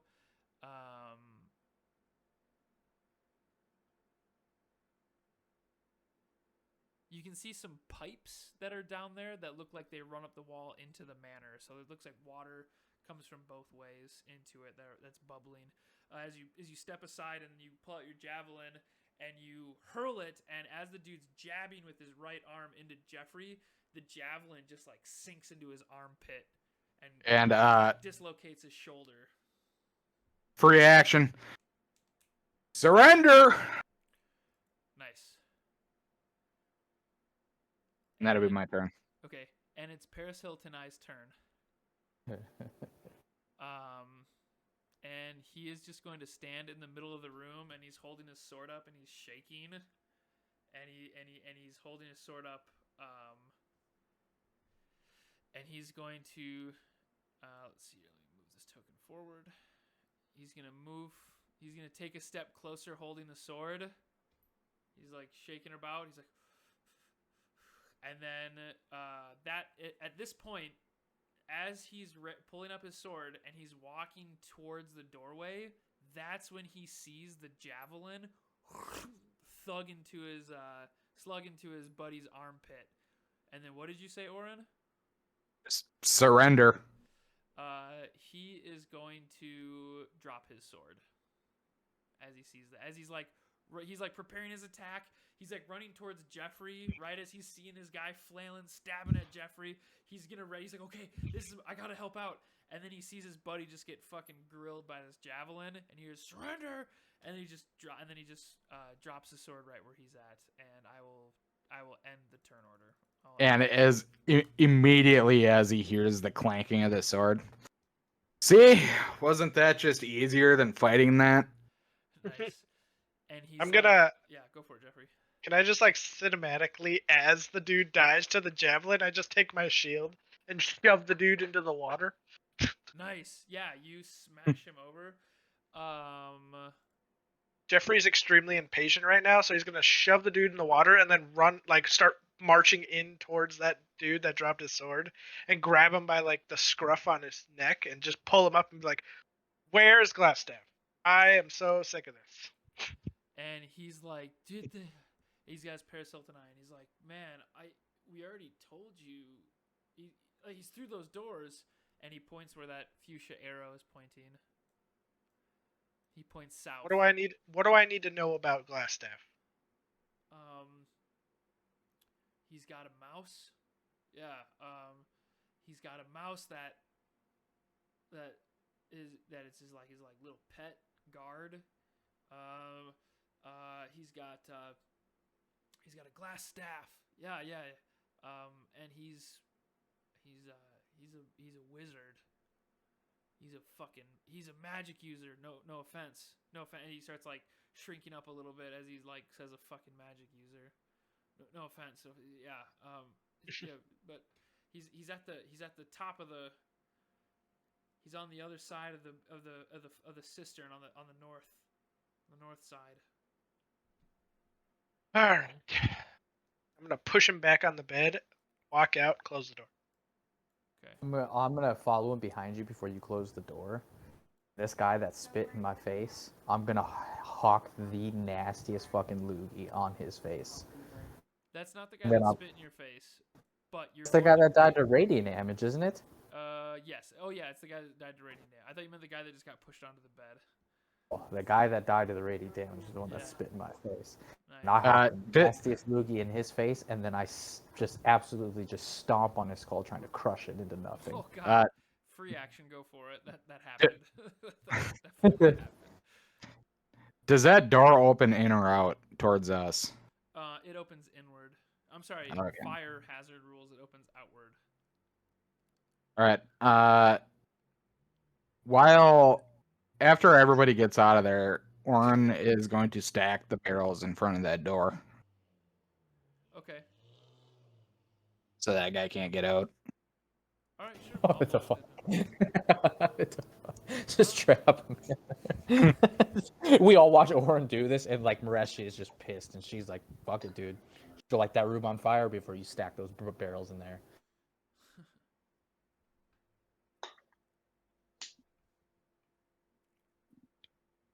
There's not another door out of there. Yeah, we didn't see another door out of there when we were fighting, did we? In the Red Brand's room, no. You Yeah. just saw a cellar. In fact, I can reveal a little bit more now that we've learned a little bit. Okay. Yep. It's just more of a Yes. Okay, yes. guys, I want to take another 5-minute break just 'cause I need another bio. Tree Nudes, Yeah. I sent you a message.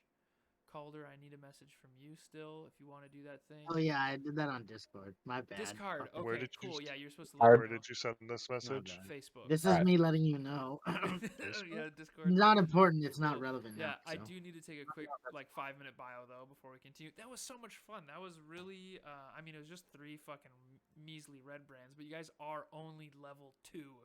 So that was like that could have been much worse if it was just like straight combat. It could have been a meat grinder right in the front, but you guys did a good job playing volleyball with them. For sure, yeah. Mireshi's looking pretty rough. Those two attacks that not fucked, but like those 2 sword attacks Bloodied still? definitely look like. Oh, for sure, yeah. Okay. Yeah, those sword attacks hurt more than she's letting on. So. Cool. Then let's take a quick 5-minute break, and we'll be right back. Cool. MC Think Caulder. about what you want to do next. And for the rest of you in Radioland, we will be right back. This song is called Rocket Man. Rocket Man by Oh, everybody loves the Rocket Man. Say that everybody loves the man. Everybody watches the Rocket Man when he floats into outer space. The jet into outer space, Rocket Man. Oh, Rocket Man. Oh, Rocket Man. Use your jetpack, Rocket Man. Blast your troubles away. Oh, you get so high in your rocket, Rocket Man. Oh, everybody loves that Rocket Man when he waves at us from up there. It's like he has no worries, not even a single care. Oh, Rocket Man. Oh, Rocket Man. Oh, Rocket Man. Oh, everybody loves the Rocket Man. Oh, everybody loves the man. Oh, Rocket Man. Oh, Rocket Man. Oh, Rocket Man. Oh, everybody loves the Rocket Man. Oh, everybody loves the man. But now you know about the Rocket Man and how he flies so high. But too bad for you, he has to go away to a distant world. Bye bye, Rocket Man. Good flying to you.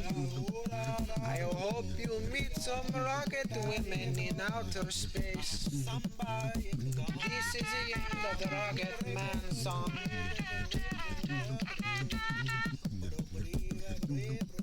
Oh, everybody loves the Rocket Man.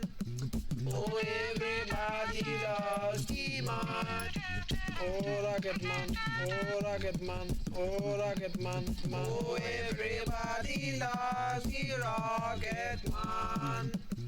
Oh, everybody loves the man.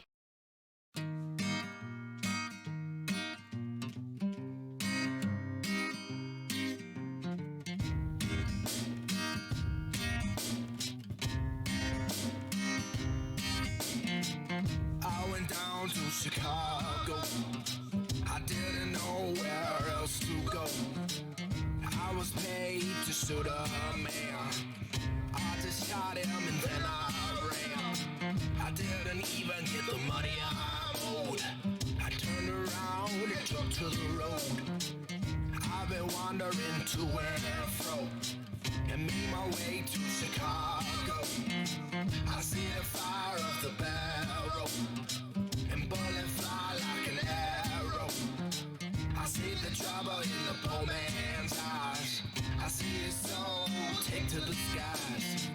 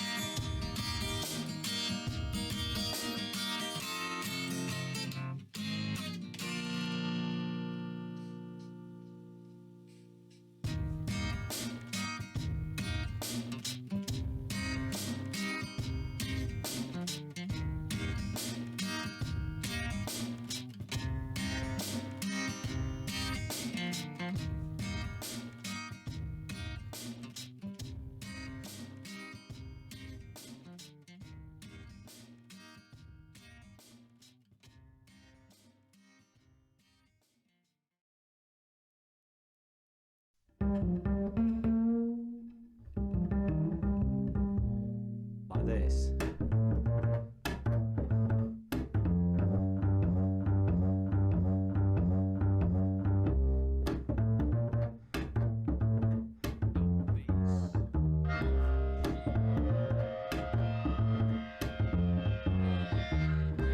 Matter of the fact, hey Murd, that's the man in the middle. Okay, cool. Welcome back, guys. Was that 5 minutes? Something Yes. like that. Something close to that? Okay. I'm gonna have cat cam going for this next step. Let's see here. Gold stocks grow steadily, sir. Yo, Tree Nudes, thanks for the gift, man. More babies. Skadoosh.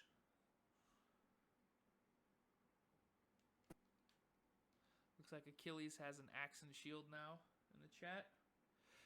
If you guys are new to the stream, if you guys are looking to support the stream, when you support this channel, it comes with a couple of cool emotes. First off, if we ever get raided, I'll be calling for a shield wall. That's what a shield wall looks like. If we ever get that, get raided, we're gonna need a shield wall. Also, tier 1 subs, you get the runic dice, which looks like that. That's a fun rune dice. And then when we go on raids, you drop a shield, you drop a Murdoch, and you drop an axe. Looks like that. Oh yeah, you also get the Murdoch too. Who could deny that sweet, sweet emote? But yeah, Tree Nudes, thanks, man. Thanks for being a fucking legend. And everybody out there just, vibing and watching the show. People on YouTube. Come check out the Twitch stream. We're live every other Monday. Next episode is going to be August 22nd. If all things go well. And, Murdoch, you crazy old man, you just pulled the shirt down. You guys are now sitting in the cistern well area.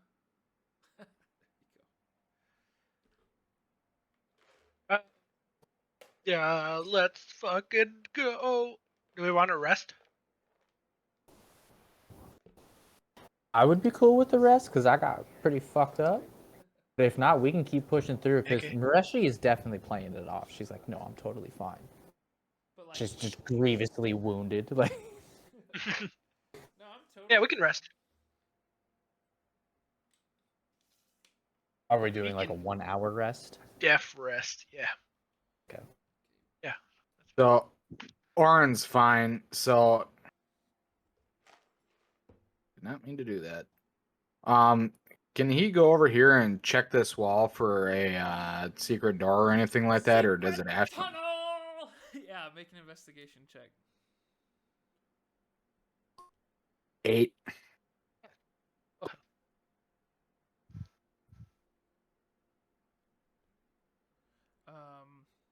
Since you know the door is there, you look around and you don't see anything. But do you just like push the door at all?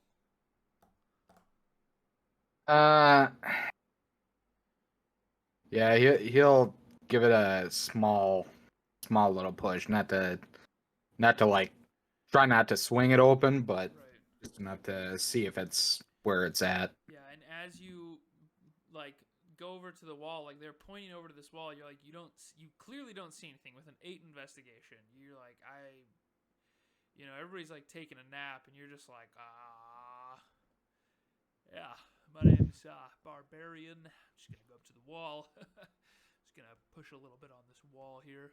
And your danger senses, they don't do a single thing because the door just kind of cracks open.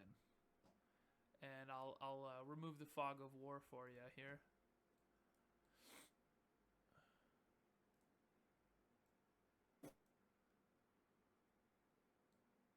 As you pop open that secret door,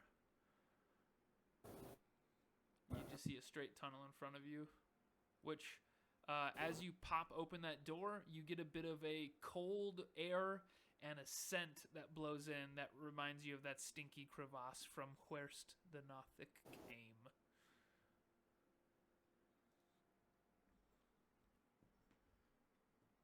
All right, Orin, I'll just go back and say, well, found the way out.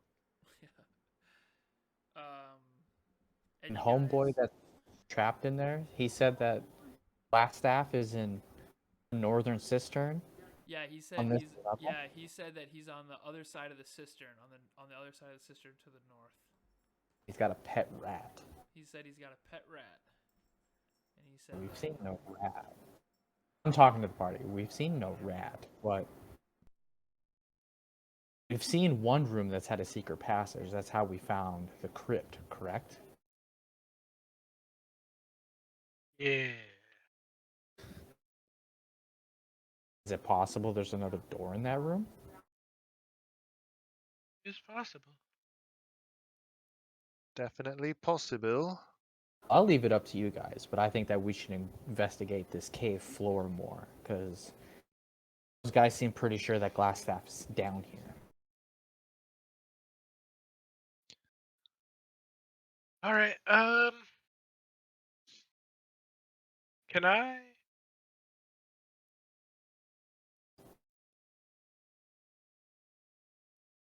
Can I investigate up here to see if there's any like hidden passageways? yeah, definitely. Searching for hidden passageways. Go for it. Make an investigation. DC's a little bit lower since you're intentionally 20. looking for a shell wall. Oh, yeah, there's none. Sturdy wall.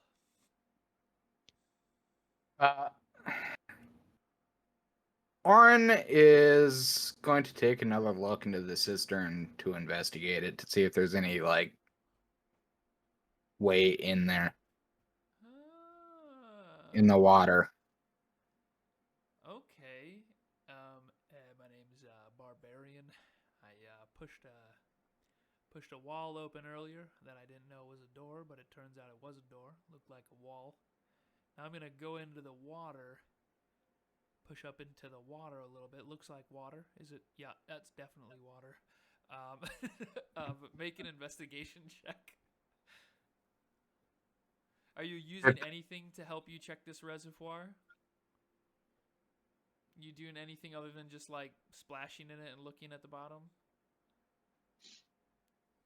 I mean, he's just gonna poke his head into it, like dunk his head in, and So is this just water in here?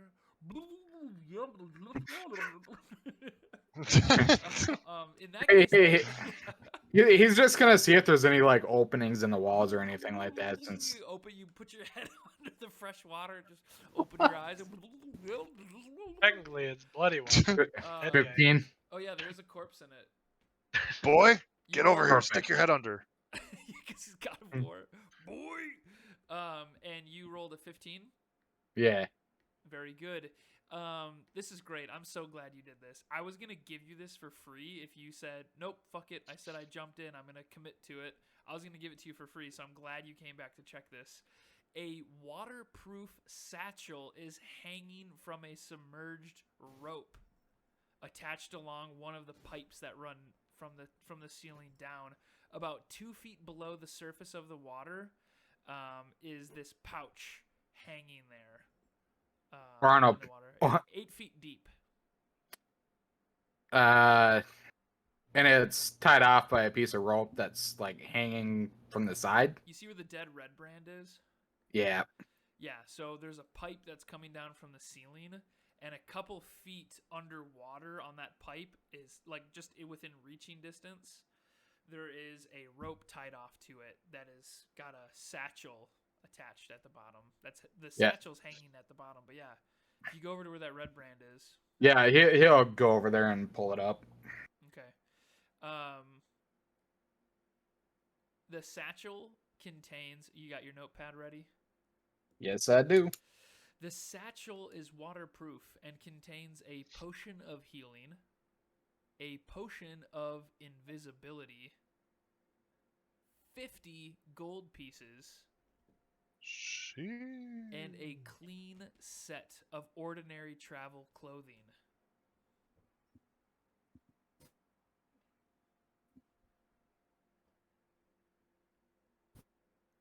And since you rolled a dirty 20, this kit that you just fished out of the water looks like a, what do you call it when you have like a go bag? It's like a go bag, right? Isn't that what it's called?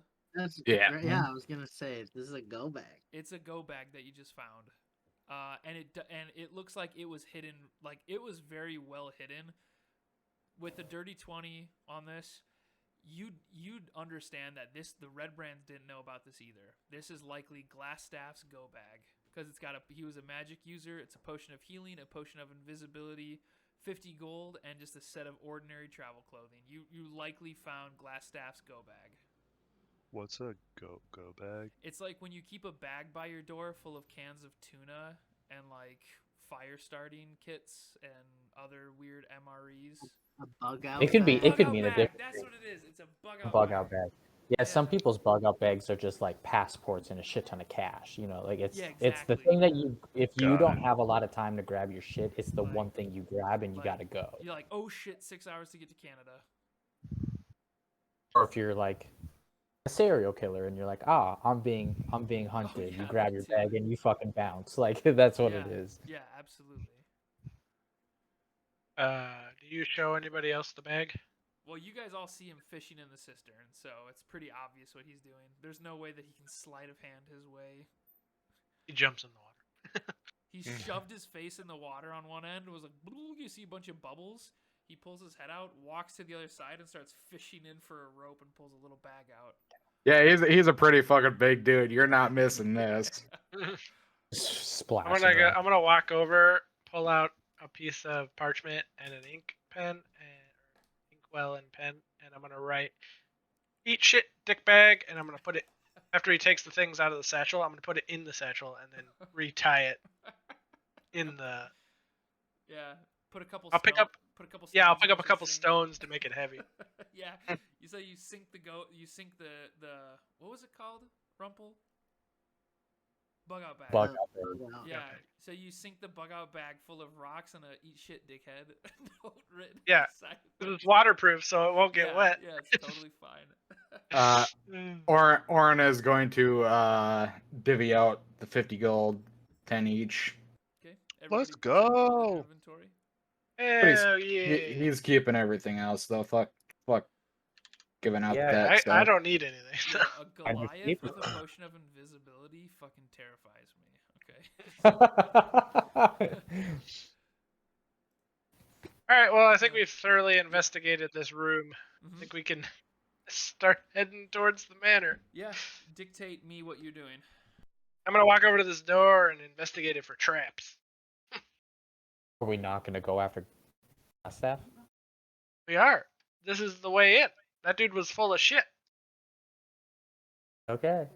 That dude said that the south of the door was the door to Glassstaff, but that just leads back to the entrance. He said he was on the north end. I think there's more we need to explore. Well, you want I'm to see with what's in Mad the Jack door on before this. we do that? Sure. Here. I'm gonna investigate the door. Yeah, go for it. Is that the dirty 20 there, or is that a new one? Oh, that's a different roll. That was for the wall. Can I guidance myself? Yeah, of course. If you know you're about to, like, if you're any, so this is how guidance is going to work, because it is a really fun, I love it. Adding a d4 to checks just makes the heroes more heroic. But how I want us to picture guidance cantrip being used is that the check that is being made has enough time for the caster to go like this. Kind of like put their hands together, rub them back and forth, and say, okay, you can do this, man. If there's enough time for you to do that, and if you, like, know that you're doing that, if you're, like, both, like, looking at this, and you're, you know, or if you're personally, like this, checking the door, if you can say a prayer. It's basically if you have enough time to say a prayer before it. And Yeah. you rolled a 9, it looks like. I got 9. 9. The door looks fine. All right, open it. And you open it up, and it goes right to a stairwell, leading straight up to Trezendor Manor, just as we had all assumed. This way goes up. Do we want to check out the manor before we go find Glassstaff? I don't think so. So what you do remember from the outside, from Phandelver, when you look up on the hill, I guess it'd be this way. When you look up on the hill and you're looking towards Trezendor Manor from the Sleeping Giant, from anything like that, Trezendor Manor looks very run down. It looks like a very old, run-down building. So, from the outside, you would assume that it all just looks like soggy timbers from the roof being, you know, unmaintenanced for a century. Run down, ragged, full of cobwebs and spiders and broken stuff. You could imagine that there's probably not too much there, but if you wanted to check it out, if you want to prove what you see on the outside is correct, you can definitely go up there and look.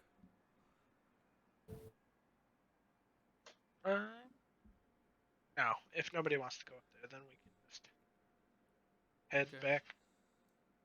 But it is a way out. You do notice that you can see some light still, because it's probably 1 second. 1, 2, 3. It's probably getting close to noon. It's like almost noon. So from cracking open that door, you can just barely see dim light coming in from the top of the stairs, which looks a lot like natural light that's coming in. So you can recognize this as an exit. Okay. Okay. We're gonna take the secret passageway back to the side. You're gonna take the #secret tunnel. #secret tunnel. I was actually planning on swan diving into that pit, head first, no hands in front of me. No, it's kidding. Barbecue sauce on your titties. Exactly. Those were all just a bunch of fucking dudes who are Like Beavis and Butthead. This man, Half-orc he said titties. titties. This is an 18+ stream, guys. We are all very 5-year-old. conscious. We are all very conscious individuals. We love every human being on Earth. And stop me if I'm speaking out of turn, but I think all of us here have an outstanding appreciation for every human on Earth. When we laugh at half-orc titties, it is solely for comedic value, and the fact that even though this is a 18+ stream, we are poo-poo farty poo-poo 5-year-olds. You can take it or leave it. If you already smashed the like button, go ahead and hit it again. It's your call. I'll listen. I respect you. But I have to be honest with ourselves. This does get a little poo-poo farty poo-poo, and half-orc titties do be bussin'. So, anyways, let's keep going on with the story. They do be busting. They do be bussin'. Well, There's plenty of go- memes on the internet to support that. Yes. Yeah, cool. You go through the door, and immediately I need you to. No, I'm just kidding. You're fine. Keep going. Marching order. I'll be in front. I'll go second. Okay. I'll take third. Everybody, move your token to line up. Tell me what to do. What are you, the DM? Yes. You Tiny can't lad, tell me what to do. As everyone lines up, I'll Just walk push through all my the way. legs. Yeah, walk through other legs and push my way to the front. Nice. As you guys are all like lining up doing the initiative order, then suddenly like you guys all feel like it feels like something's passing by you, and then Mad Jack, who's a like 75-pound halfling, just like no, not even. You're like 35 pounds. You're like 30 to 40 pounds, aren't you? As a halfling, you just like start pushing by. 46 pounds to be exact. You're 46 pounds, and you just like are He's just that walking thick by. It's like halfling. picture a 40. We've all been able to shoulder press a 45-pound dumbbell on each side. One of those is Mad Jack. It's just walking by. Just like, yep, gotta eat. Excuse me. Orin's twig and berries hits me in the forehead as I go by. Orin's wearing a loincloth. It's canon. Cannon. Orin's got a kilt and just slap Mad Jack in the face as he walks by. They call it the sledgehammer. Poo-poo farty poo-poo style. All right. Well, lead the way then, Mad Jack. Cool. Oh, you didn't I plan this will- one out, did you? I will head up across the bridge, the okay bridge, not the broken one. Mhm. And Swan up, dive. Swan dive into the crevasse. and up into this, and then north through this area up and to the left.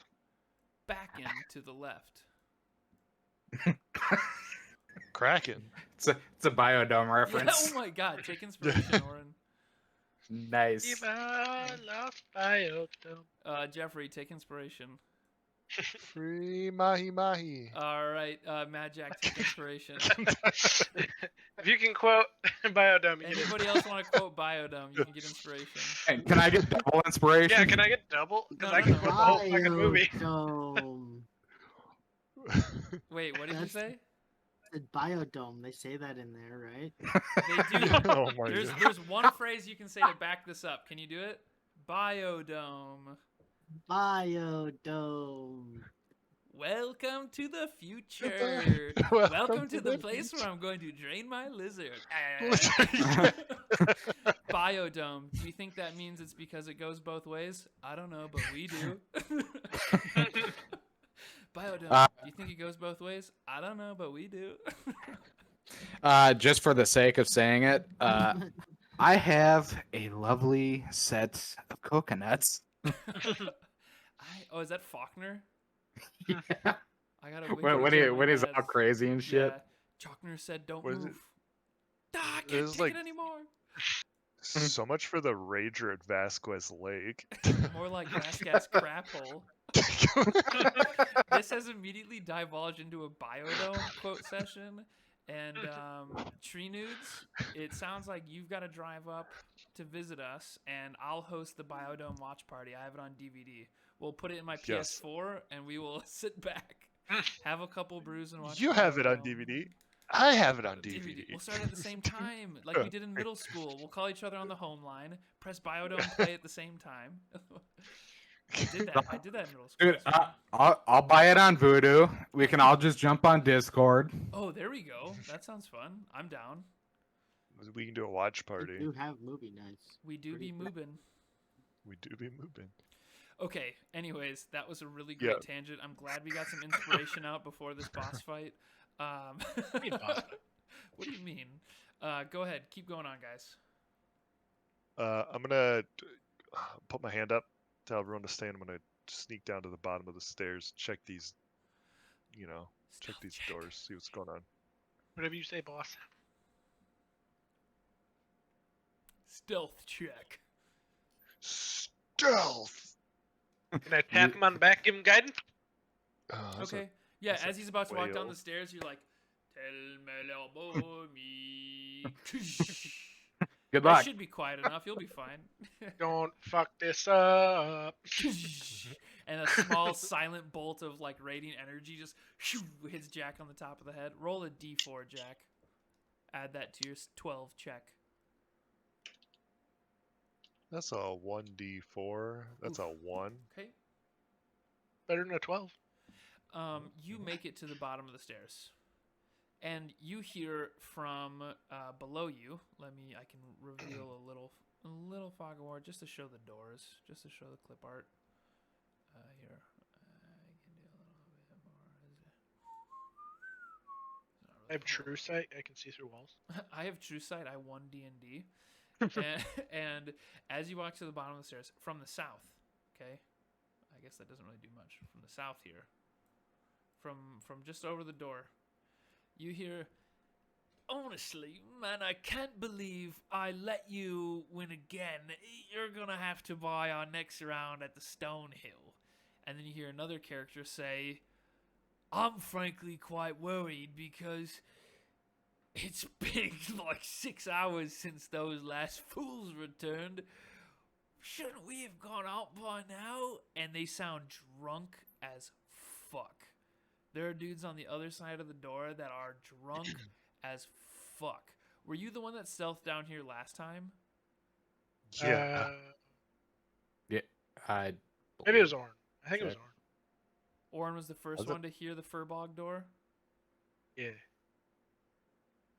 Either way. Or- Yeah, it was. Orin, yeah, we were way over on the other stairs. We were way over here. Yeah. That's where Orin's. But like it sounded like there were a lot more people. This is just two voices now that you hear. One complaining, really pompous. "I can't believe you've won that one. It's the last time I play around of cards with the likes of you." And this other one's like, "I can't believe we've had this time. We were supposed to be going out soon. Why haven't that group come back yet?" And then there's a loud fart. There's a loud audible fart in the room from a third creature. And then everyone starts laughing. And then one says, "It was just the wind." And then they all like they're just drunk as fuck now. That's the hint that they're all just drunk as fuck in there. You mean when I hear the fart sound, I don't look back for Calder? Yeah. Maybe you do. Do we hear the fart way back here? No, you don't. You guys don't Damn hear any of it. You maybe those of you who are standing at the top of the stairs can maybe peek around and see Mad Jack look back at the top of the stairs like, "What the fuck?" And then to above you, Mad Jack, it's fairly quiet. All right.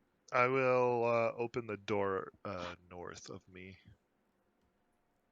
Okay. As you pop open the door, this room appears to be a wizard's workshop. As you crack open the door, a rat scurries across the floor and takes refuge under a large work table set up with alembic retorts, distillation coils, and other alchemic devices, all of it stewing and bubbling away. Bookshelves are crowded with sheaves of parchment and strange-looking tomes. You've stumbled into an alchemist's room. And the rat did bumble its way under this table. As soon as you open the door, a rat ran under this table. Kill the rat. Kill the rat. Kill the rat. Kill the All rat. right. I will cautiously approach the door to the right while keeping an eye out for that little ratty rat. Okay. As soon as he opens the door, I'm heading down. Yeah, that's fair. Go ahead. Same marching order. I'll follow. Oops. And Mad Jack, you said you went to this door? Correct. As I'm humming "Return to Innocence" by Enya. It's Enigma, but Oh shoot! don't worry, you still have your inspiration for the biodome. Takes 2d6 necrotic damage. Yeah. I want to take it away, but that's okay. It's you were so close. It's if I it's want to take it away. quoting pure moods alone should, regardless of how you get it right, Turn to innocence. So like as you're walking past the table, you're like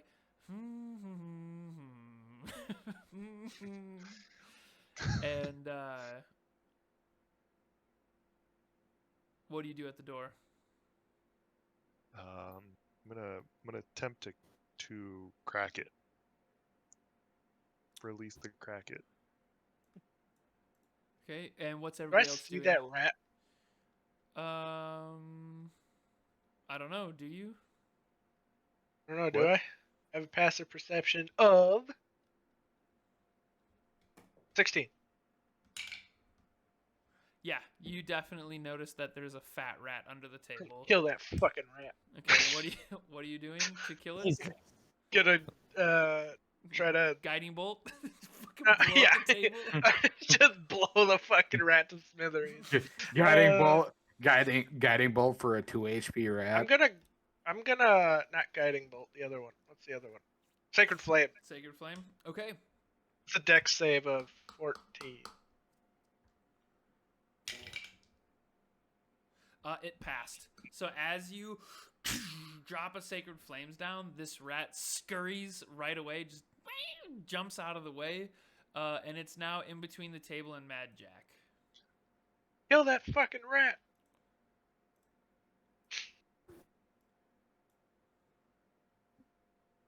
I'm gonna walk into the room Mm-hmm. and just start looking around and seeing, just examining the table and these shelves up against the wall. Yeah, over there's here. just books and notes and alchemy equipment. Tons. Is there anything of note that sticks out, something that looks like more than an ordinary Yeah, you'll have scroll or you'll have to or- roll an investigation for me, and then let me know what you got. 14. 14. With a 14, you can look down and you can tell that there is. You see very plainly written. There's a recipe for a spell that's currently bubbling. You can't tell what the spell is. Are you proficient in Arcana? No. You can see that this is a recipe. This sheet of paper. You can tell that this has been pulled out of the books and out of the pages and has been set in front of the alchemy tools, the currently bubbling brew. You'd tell that this is the recipe that's brewing right now. But that's about as far as it goes for you. Okay. Can I peek my head back out the door and kind of motion for Caulder to come down Yeah, here? definitely. Yeah, Calder will come on in. And as soon as Caulder gets down in there, I'll hand him the sheet of paper and I'll be like, "You know what any of this is?" Assuming this is what they were working on. Let's see. What would I know about that? What is it? Are you proficient in Arcana? I am. Okay, make an Arcana check. 9. Okay, that's okay, because being proficient alone in Arcana, you can just tell without knowing how far along, what ingredients, but reading this spell, they're brewing a potion of invisibility. Yeah. Okay. So yeah, I can tell it's an invisibility potion. Is what I tell Mireshi. Don't know much else. Wouldn't be able to tell you if it was done.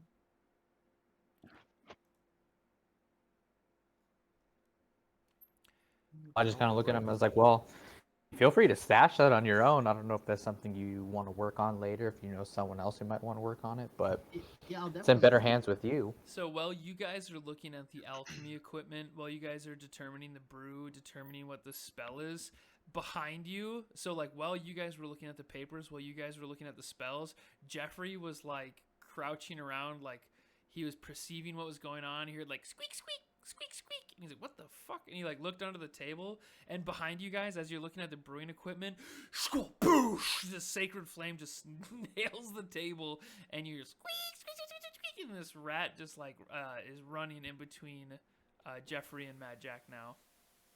I'd say, kill the fucking rat. Mireshi is not concerned with the rat at all. Nice. He's just not concerned with it. Mad Jack, what are you doing? I'm going to use my hand axe and take a slapper at that stupid rat. Slapper. Like a wee little slapper. Caulder or Mireshi, do either of you speak Dwarven? No. No.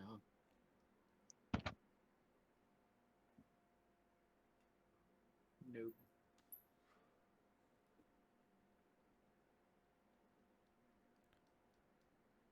One second. Is Orin just taking a nap on the stairs? What is he doing? You see a journal that is written in Dwarvish between the two of you, like near the spell. As the sacred flame smashes the table, a book flies off of the table and kind of lands over by the recipe table that you guys are at. And you look down at the journal, and it's all written in Dwarvish. Just a thick journal written in Dwarvish. And Mad Jack, you said you were gonna do what? Take my hand axe, take a slapper at the rat. Okay, yeah, go ahead, make that hand axe attack. Trying to kill that filthy rat. Ratch. Oh, you miss. You. What do you mean miss? It's a rat. Yeah, it still has an armor class. It's still fast Of and what? dexterous. 4? I can't tell you. It's higher than 7, so Mad Jack misses. As his hand axe just ting smashes down, and now it is going to run. It's now occupying the same space as you, Mad Jack.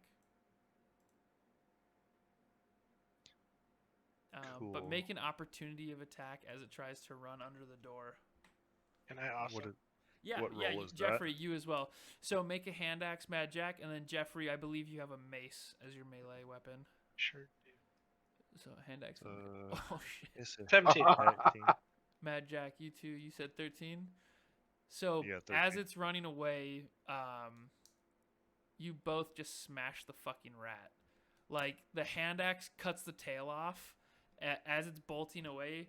Mad Jack takes a quick opportunity of attack to chop it, and its tail rips off. And then right as it runs between Mad Jack's legs, Jeffrey bolts between Mad Jack and the door, and right as it's about to just scurry slide under the door, just smashes it. And as you smash it, it disappears. It was a fey rat.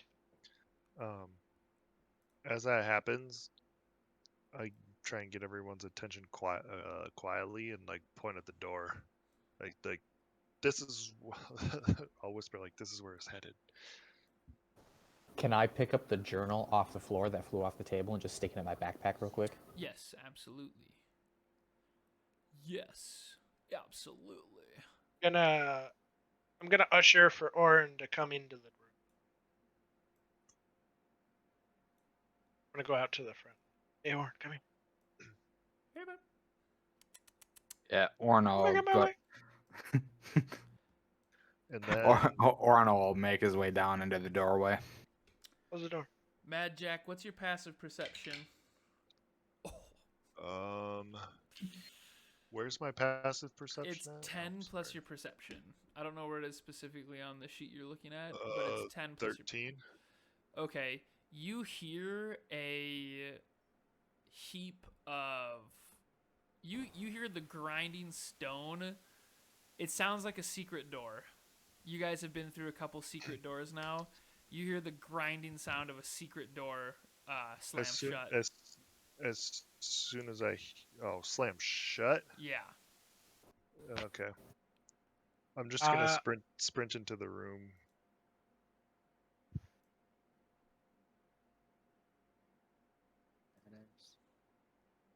As you pop open the door, the walls of this bedchamber are covered with drapes of scarlet cloth.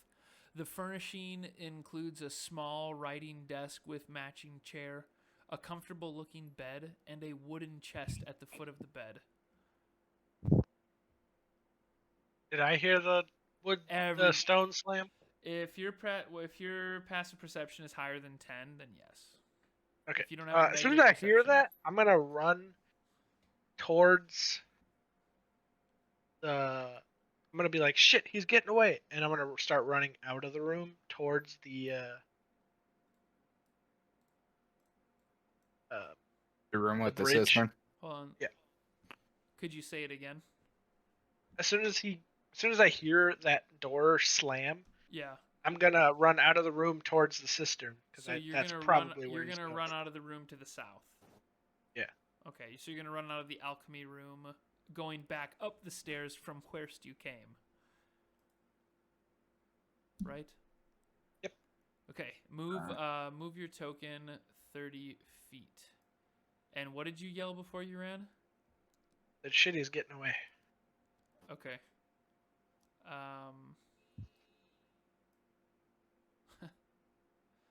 And that was 30 feet? Yep. Okay.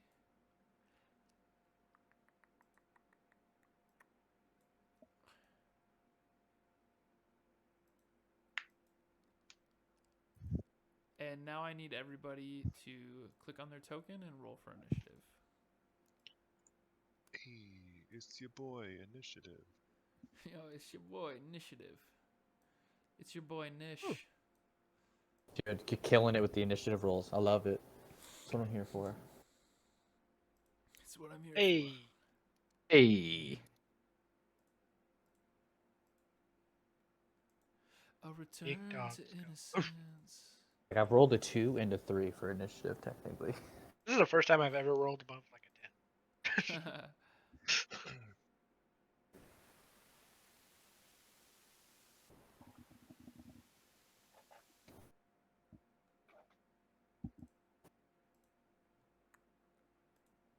Okay, is everybody in? The Yeah. 5 of you? 1, 2, 3, 4, 5. Okay. And I don't know if you meant to roll that, but Glassstaff rolled an 8. Yes, I did mean to roll that. You did not add him. What's up? You didn't add him to the initiative. So you can see the 8 that I just rolled? Yeah. Mhm. That's actually really weird because I rolled that on the GM layer.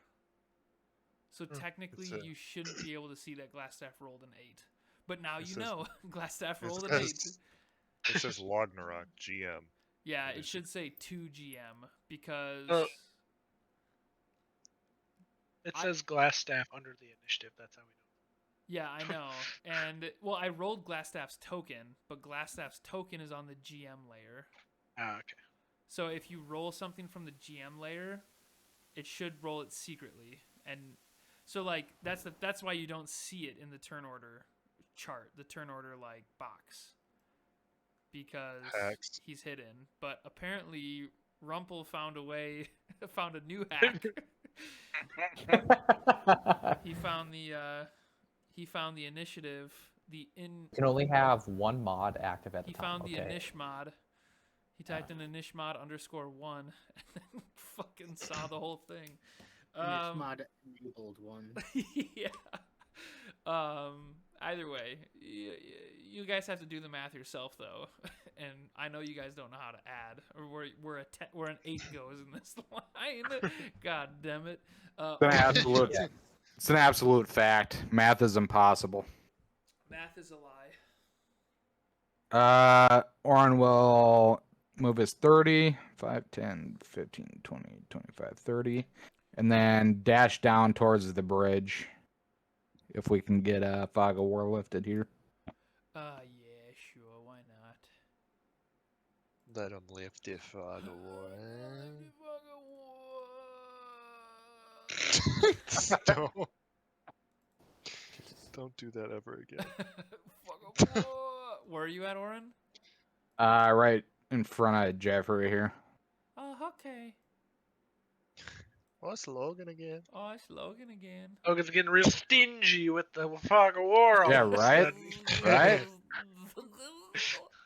Yeah, as if Also, we haven't been in all these rooms. If he's dashing, you need to open way more fog of war. He's not dashing though. He said he's running right in front of Jeffrey. Yeah, No, he's yeah, gonna he's dash. headed- I was waiting for you to open it up so I could dash the rest of my Now distance. we really- Well, it's not a video game, so okay. Yeah, he's wearing Um, an ugly red cloak. Of course, he's not He dashing. just came from there, but it's not a video game. It's not a Actually, video game. how wide was the ravine? 10 feet? It's 5 10 feet? feet, yeah. Just fucking hop it. Fuck it, I'm hopping it. All You're right. taking Hell yeah, So brother. you ran to in front of Jeffrey, and you have 30 feet of movement left, right? Yeah. So it's 20 feet to get the other side of the ravine, going straight on the x-axis. And then I need you to make me an athletics check to land right here. Did that show up? To land where? On the north side, just right We'll land above on the other side. to land on the other side, going directly horizontal. So you'll still have 10 feet of movement after that.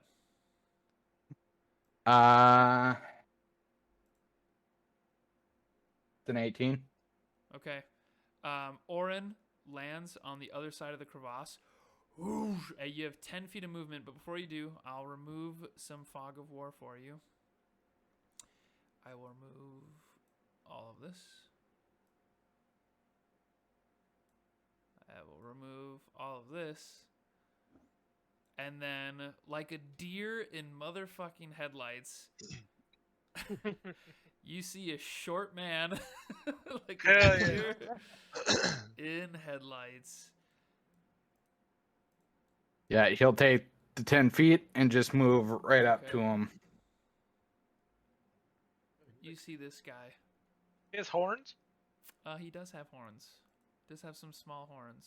Some hornies. Casting Kamehameha wave. Some horny. Some might want to leave. I think this guy's Goku. He's And- Goku for Goku Puffs. That'll be my turn. The fuck out of here. Okay, next on the turn order is Jeffrey. Well, oldie but a goodie. I'm also gonna dash and jump across this ravine. Okay, make your athletics check. Whoop. Uh-oh. What is it? 21. Nice. Yeah, go ahead. 21. Done now. 5, then 20 to get across, right? Well, from that point, yeah. It's only 10. So your long jump is only 10 feet.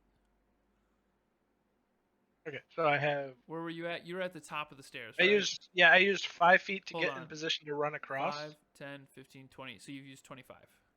Okay, so I'm gonna move here, Okay. blocking his exits. And then I'm going to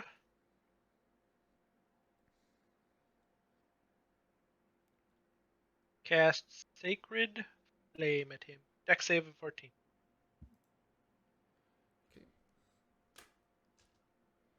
How big is his dicks? He's got an whoa. average You have dex. huge dicks. No, he's got a D sticks. I mean, like nothing to complain about, nothing to write home about either. But he's got a D. I mean, he's marriage material.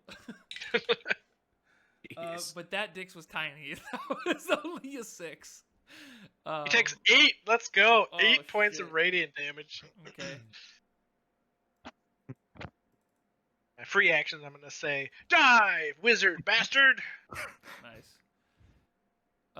He takes that. He takes 8. Okay, 1 second. Unless my super cool catchphrase. Reaction. Oh, now you fucked up.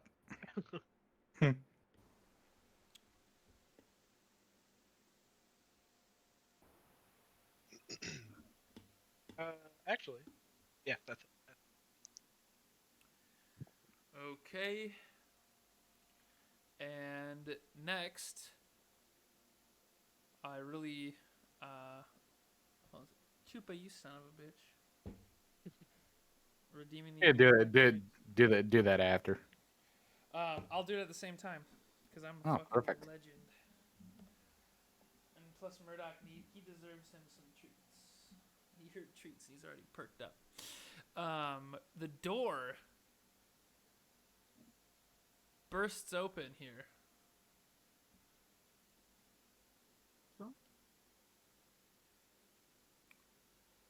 The door bursts open. Oh. 5, 10.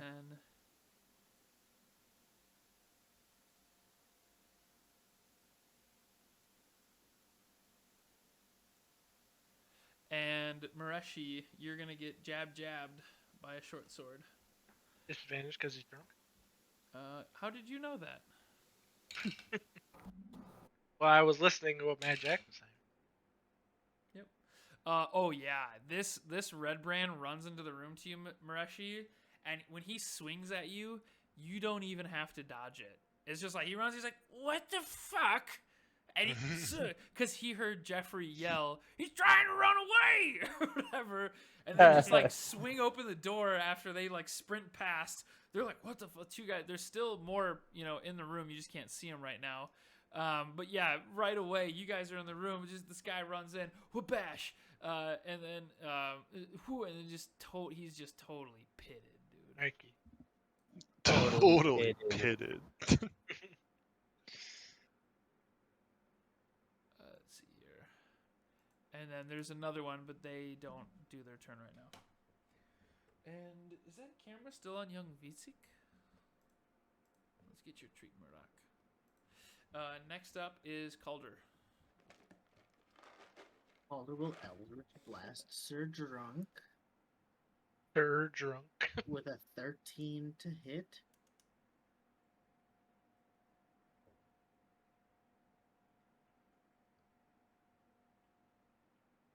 Uh, 13 does not hit Sir Drunks a lot. Oh, I'm so sorry. No, yep, it does not hit Sir Drunks a lot. I've got tabs open. I got one hand. I got barbecue sauce on my titties. Well that okay, so that missed. Caulder will then move to behind this table here. Okay. And yep, that's it.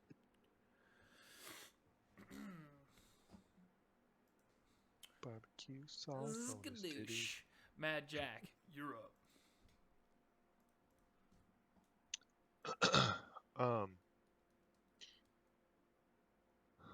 So at this point, I have no idea where the door was, right? I heard it slam before I came into the room. That's my... Alright. Yeah, you open the door and you don't see anything. You just see Glassstaff's chambers. And there's this man behind me that's busted in. Yep. And drunkenly swung his sword. With barbecue sauce.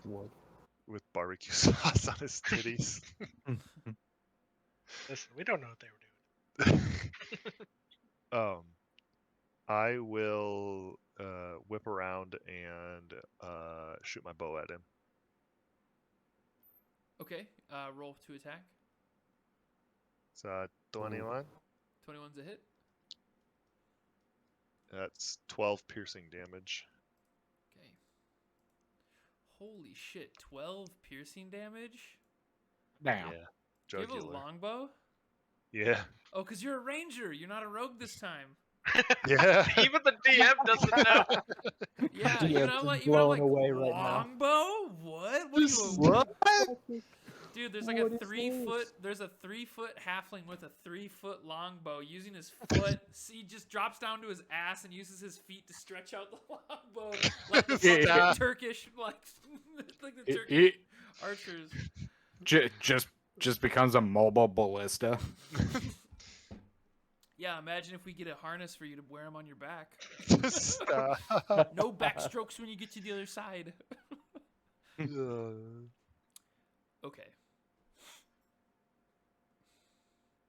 Hold on a second. I gotta see something here because I just gotta see why Roll20 uses this token.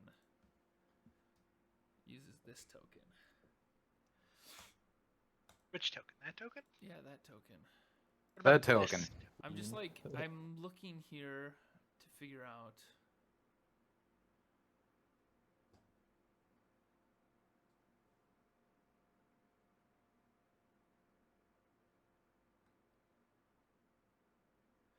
They don't look like that.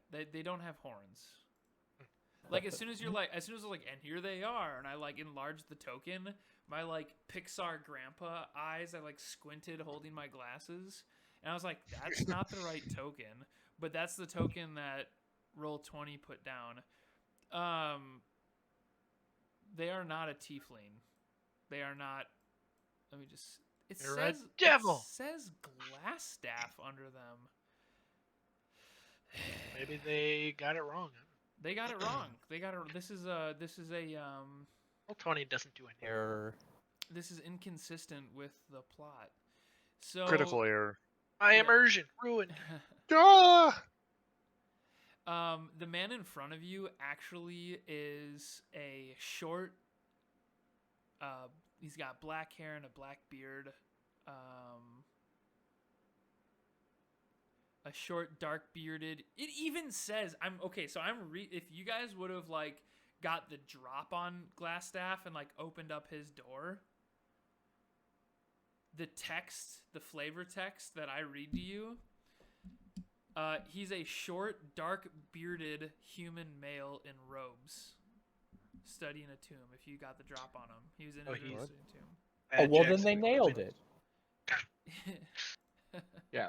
Yeah, he's a short, dark bearded human male in robes. Tell Well, me I where produced you don't a see those female attributes. tiefling with leather armor. Roll20. You guys are crazy. It's the same picture. Yeah, that's I don't know gotta what be the you- same thing. HR says they're the same. But yeah, please ignore that. But as this guy runs, you see, and I'll repeat it again. He is a short, dark bearded human male in robes. Very clearly a wizard. Mad Right. Jack, is your turn. Bald female tiefling. Shut the fuck up. Pay no attention to the Got tiefling him. behind. My God, Behind there's the a curtain. tiefling running through here. Anyway, Oh my god. So you're saying it's tiefling. Okay, it is their turn. The tiefling female with leather armor. Canon. It's Do you canon. apply the damage is to actually- the one that Mad Jack hit? He hit him for 12, right? yeah. Oh yeah, thank you. I'll give you his conditions. He's fucked. Yeah, I'll Destination bring that fuck. over here. Perfect. He's destination fucked. White folks dead. We getting the fuck out. What is that movie? Scary movie. That's what it is. Yeah, that's the Wayne's Brothers or whatever. Yeah.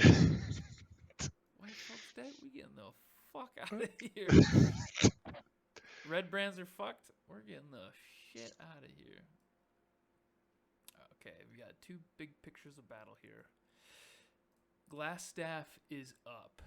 Glassstaff is going to.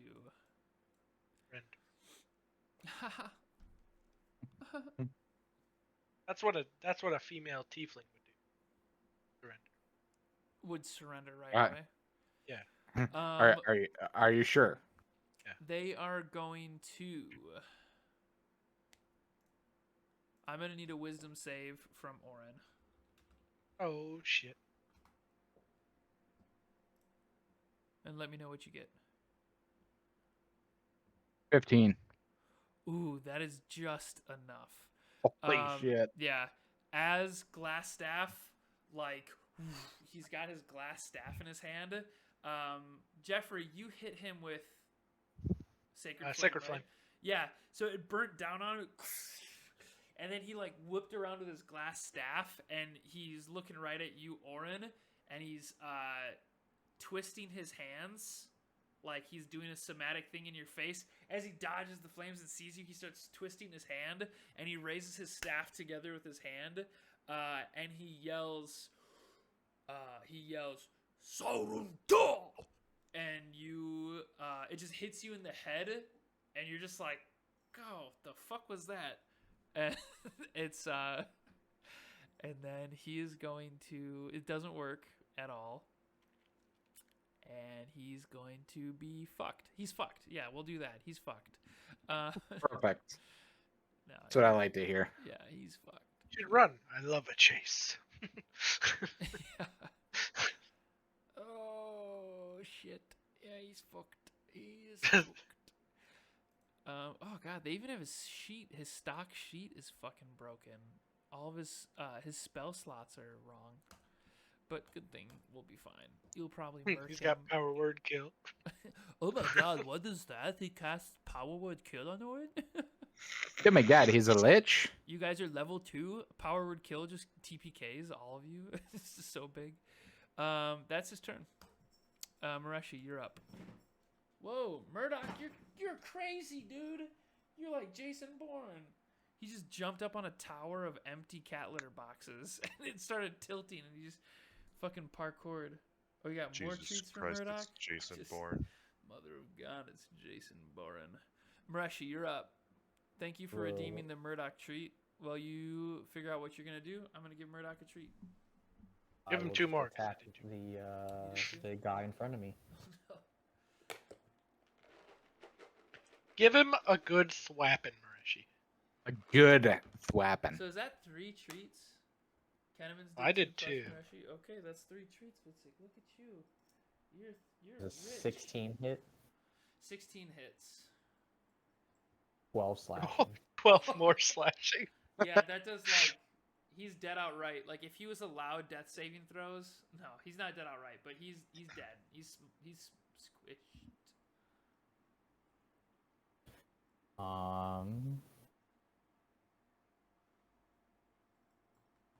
I will take my movement up to the stairs here, and I'll action surge, and I'll take a swing at this guy with my longsword. Okay. I'll miss with a 9. As you run by the room, I'll reveal the area.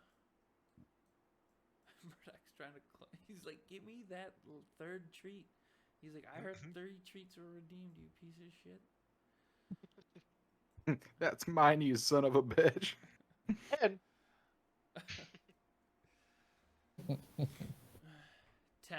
Oh no! How embarrassing! You're not supposed to see that. there's 10 red brands in that room. The minute you were like 10, I was like, oh god, I failed. Oh god. We're all drunk. We have the advantage. No, they just They're missed. all drunk. They have to run in random directions on their turn. No, they just got their first round penalized. Penalized. Penalized. Okay, Mireshi, you murdered that SOB, and then you longsworded the next one for 9. That does not hit. Orin, you're up. Or I'm sorry, Mireshi. Anything else? No, that should be it. The guy in that, or the alchemy lab, should be dead. Yep, he's dead. Thank you. He's bread, Jim. And you saw the Murdoch treats redeemed, right? Well, you're Yeah. Okay, cool. Orin, you're up. I will rage and reckless. Let's go. Dang, he's serious. Commit a murder. Rage, reckless. We'll call it wreckage. Wreckage. We'll see. 18. Okay, yeah. Let me just double check. 18's a tit. Oh, perfect with the warhammer, and that'd be a 1d9 or 1d8 plus 2. 1d9. Yeah, 1d9. What the fuck is that? So 1d9. You guys never heard of a 1d9 before? All That's a barbarians 1d9. do 1d9. 1d9. And 12 damage. He's mortal. And And I will stay where I am. okay. Jeffrey, you're up. Oh, what to do? What to do?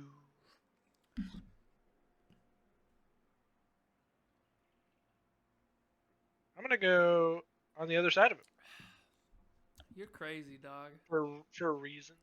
I like you. I like you, Jeffrey, but you're crazy, bro. I'm gonna go on the other side of him and give him a good old mace thwapping With advantage. Make a mace with attack. advantage. 18?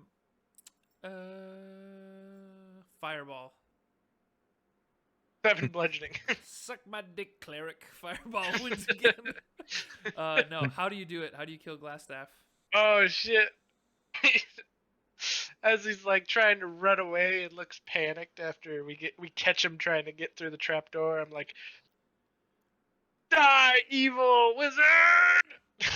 Die, Satan's minion! And The I user! slam him with the mace. He falls down, and I Yeah. whisper in his ear, "Your bug out bag was fucked." And he just looks at you, and he looks at you, and with his like skull breached open from that mace attack, with his dying word, with his very last word, he says, "Nani?" Hmm. And then he dies. Make a history check real quick. My history, if that's Japanese. 19. It's actually Korean. This guy looks exactly like Irano Albrecht, the guy that Sildar was looking for. It was Short, so hard to black hair, mitigate. black beard. You knew that the whole time, Calder? Well, didn't see him. Yeah. So that's this fine. is. It looks Albrecht? it looks exactly like. Well, who I know Sildar- Albrecht. Is this Albrecht? You know Albrecht? Yeah, I knew Albrecht at the start of the game. I was the first one to make contact with Albrecht. No, that He's was the one that sent no, it to that you. was Rockseeker. Oh, Roxy. When you so Rockseeker is still Rockseeker was taken away to a goblin castle. Yeah. And you guys still need to figure that's the main so thank you for bringing that up. Rockseeker's the main quest. You guys got to Phandelver, and everybody in Phandelver was just bitching about this fucking mafia that's in town. And Sildar's like, hey, I gotta go look for my friend. He's a short, human, male, black hair, black beard. He's a wizard. He went missing. I gotta go look for him. And you guys are like, cool, we heard about some mafia bitches. We're gonna go beat the shit out of them. And you murder this man. And as he hits the ground and you get a good look at him now that he's laying there, he's a short, human, black hair, black beard wizard. And with a 19 history check, with other details, it seems a lot like the guy Sildar was Sildar's friend. So there is a little confusion. It is confusion.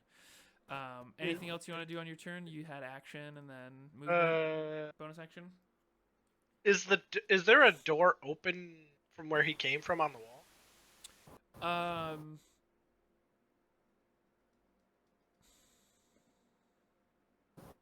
Yeah, I'll say it's like cracked open.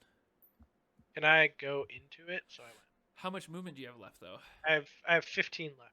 Oh, really? Okay, yeah, go ahead. I'll Yeah, draw. because I was here and then I went. That was a really big, egregious symbol, but that's Oh, 5, that's the 10. door. I'll go in here and then like these stairs go down. Yeah, they go down into a dark. If you don't Is there a door? If you don't have Is there dark a- vision, you don't know. At the bottom of the stairs, I it's pretty don't see dark. it. Yeah, I don't have Yeah. dark vision. But is there a door on this wall that I'm next to now? No, just the door to your right. Just the door from where Stu came. The pink T that I made. He must have came through this wall somehow. Yeah. Yeah, you look down the Uh, stairs and you're like, came from somewhere downstairs. It looks more like he came from downstairs. Okay. Yeah, yeah. All right. Well, that's it. Okay. Mireshi, the ruffian next to you, is going to stab with disadvantage. That's a horrible miss. You wouldn't believe me if I told you I rolled 2 20s, would you? No. Yeah, it was also a miss. And then the other two ruffians are But going we to... said yes.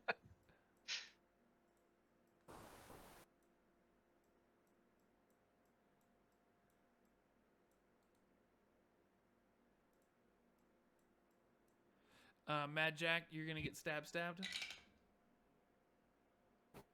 Does a Bring it. Does a 14 hit? No. Okay. Oh, wow. Okay, that's another good one. Let me just pull up their card. Does a 16 hit?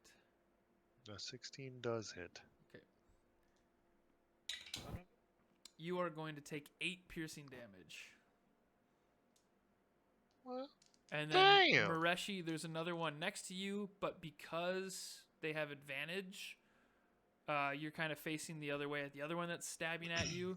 The drunkenness at disadvantage is a wash with the flanking advantage. So here's the first stab. Oh, that's a fucking 2. It might as well be just drunk. And then the next one's is a 22. Hits. So you are going to take only 3 piercing damage. Okay. And that is the ruffian's turns. Caulder, you're up. Okay. Calder is going to cast Hex at the dude right there in front of Okay. Magic. So you just place a occur. curse on a creature that you can see within range. Until the spell ends, you deal an extra 1d6 necrotic damage to the target whenever you hit the target with an attack. And we're gonna try and hit it with an Eldritch Blast. Ooh. Oh, that no. No. Oh. and that one. Oh, no. Okay, this is what we're going to do. 1 through 4. What the fuck is wrong with my shit today? Okay, I gotta log out and log back in real quick. Yeah, log out of Roll20. Say before you do though, 1 through 4, you're gonna hurt yourself. 5 through 8, you're gonna hurt Mad Jack, and 9 through 12, nothing happens. So roll a d12 / R1d12 for that Nat 1 Eldritch Blast. 4. 1 through 4, you hurt yourself. So roll your Eldritch Blast damage. 6. Take 6 damage. As you cast Hex, as you're like, just like green tits out, fucking using your spell casting. Do you use a That's focus the wrong or components? person. What, green tits? Green tits is Mireshi. I don't think I have the wrong person, but, you're close. Calder, What? Calder yeah, has green tits. You guys, it's- Calder's a half elf. there's that's not up to you. You don't know everything, Jeffrey. You don't know everything. You don't know everything. You helm. Preacher. My 19 history says I do know it. What, you fucking accuser? No, there's more for that later. We'll worry about that 2 weeks from now. But Calder, you cast Hex out. You throw this out. You're using your verbal, your hand gestures, and your components to just like hex this dude in front of you. And right when you finish it, you are really like you're pushing your warlock abilities. This is now 2 warlock spells in 1 round. This is like almost more than you've done so far. So you're really trying to push this, and as you yeet that Eldritch Blast out, your fingers just break backwards. Like if you fall and you catch yourself with your hands and your fingers like bend the other way, when you cast Eldritch Blast, the force from the cannon just breaks your fingers backwards. And you take 6 damage. Yeah. Yeah. Nat ones fucking suck when you deal damage to yourself.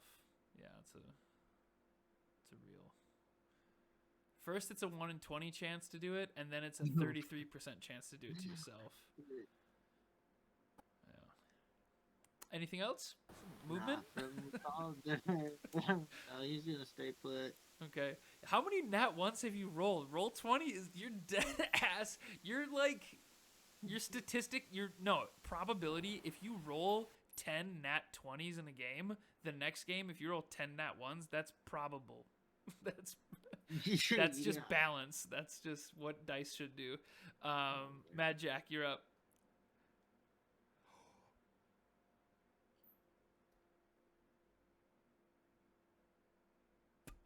Mad Jack, you're up. I'm just talking with my mic muted. No big deal. Oh, that's fair. You caught yourself. I didn't even look. I'll take a hand axe attack at the red branded right in front of me. Okay. Ooh, that's a 9. 9 does not hit. I'm gonna use my inspiration and re-roll. Okay. Hopefully it's better. Oh. So little did you know, by the looks of it, this red brand that's in front of you, he's actually multi-classed into monk in the Way of the Drunken Fighter, And as you're swinging your hand axe down, he's just like, just drunken master, like dodging your little hand axe, and he just like uses one hand to just swat it away, like I would swat a fly from my food. Anything He's else? like, get out of here, little man. Anything else with your one hand axe attack? No, that'll be it. Okay. Mireshi, you're up. I will make an attack on the one in front of me, so the one that's closest to like the opening into the rest of the cave. The one closest to the crevasse. Correct. Okay. 10. Yes.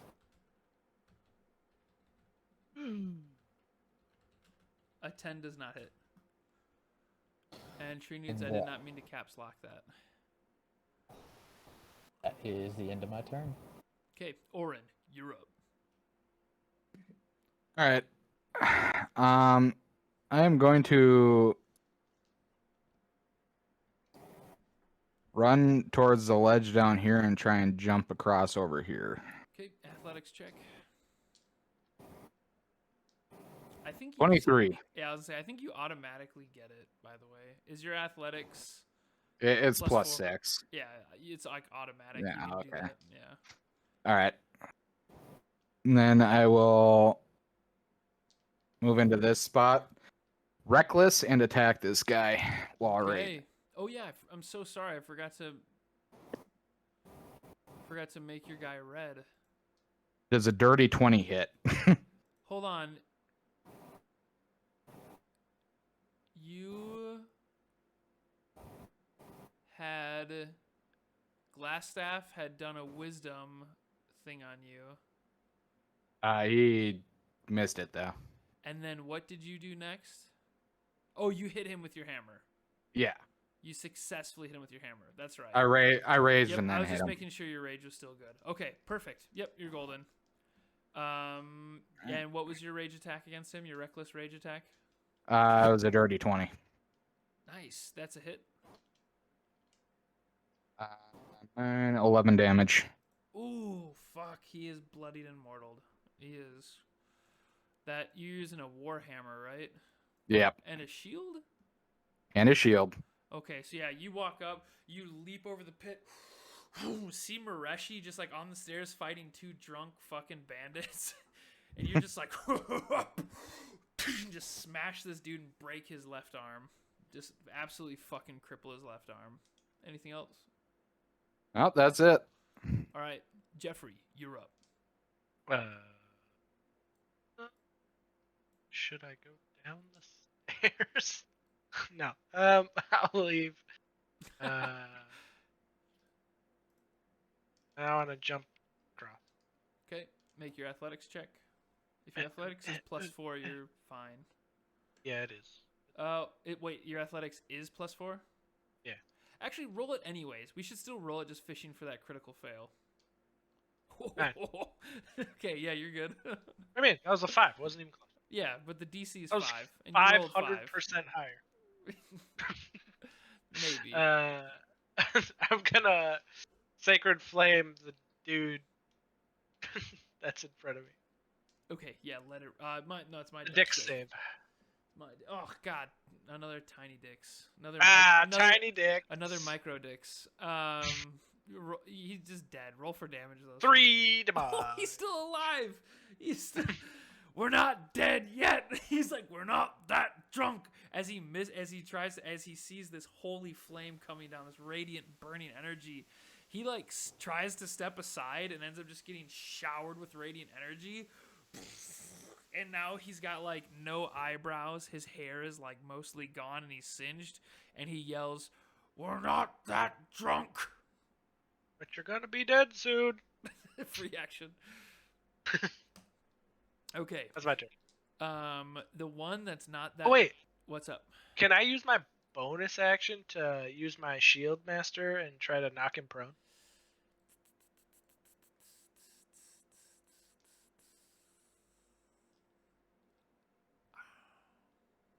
I'm gonna give it to you. Rule of cool. I do want to investigate further, like around a corner like that. but absolutely, like, yeah, absolutely contested. He's gonna roll an athletics check to contest 21. that. Fuck, it's not gonna be easy. Actually, he's got a bigger dick, so he's gonna do acrobatics. Yeah, nowhere near. Do you prone him or shove him? Prone him, because shoving him wouldn't do anything. Good answer. Unless if I shove him and Mireshi's it- blade is out, he falls onto the blade. Oh no! Oh no! Look at there's like arrows in the back. That's called backstab. Okay, you prone him. I wish there was a better token for proning. I have to go through all these. There's a whole bunch of conditions I can put. Okay. Anyways, he's prone, right? Yeah. It's his turn. He's gonna use half his movement to stand back up. He's gonna free action, say, "We're not that drunk," and then he's gonna make an attack on Orin with regular, since he reckless attacked. That was a 19. That hits. Okay, Orin, you are going to take. Oh yes, I thought it said 10. I'm like my dice box was covering up the number. I saw like a straight line, and then more. I was like, "Holy shit, it's 10!" But I realized it was a D6. It was the line under the 6. That was the straight line. So you take. Let me just see what the Dex modifier is 2, I believe. 8 piercing damage from the first attack. You're gonna Stone's Endurance? I heard you say something. I was gonna say, is that halved?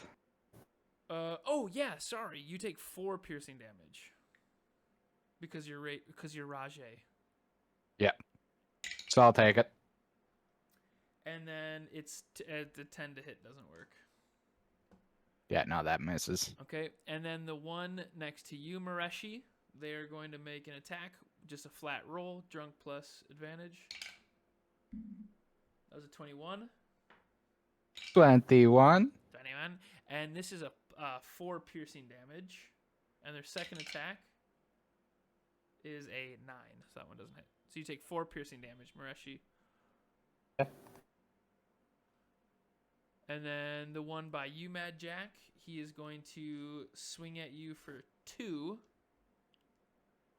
He's going to give you disadvantage for 1. Oh, God, that was a 4 and a 5. That was rubbish. Ooh, nice. Does a 17 hit? Fortunate. Porch is lit. Yeah, porch is lit. Okay, so that hits. Yeah. Okay.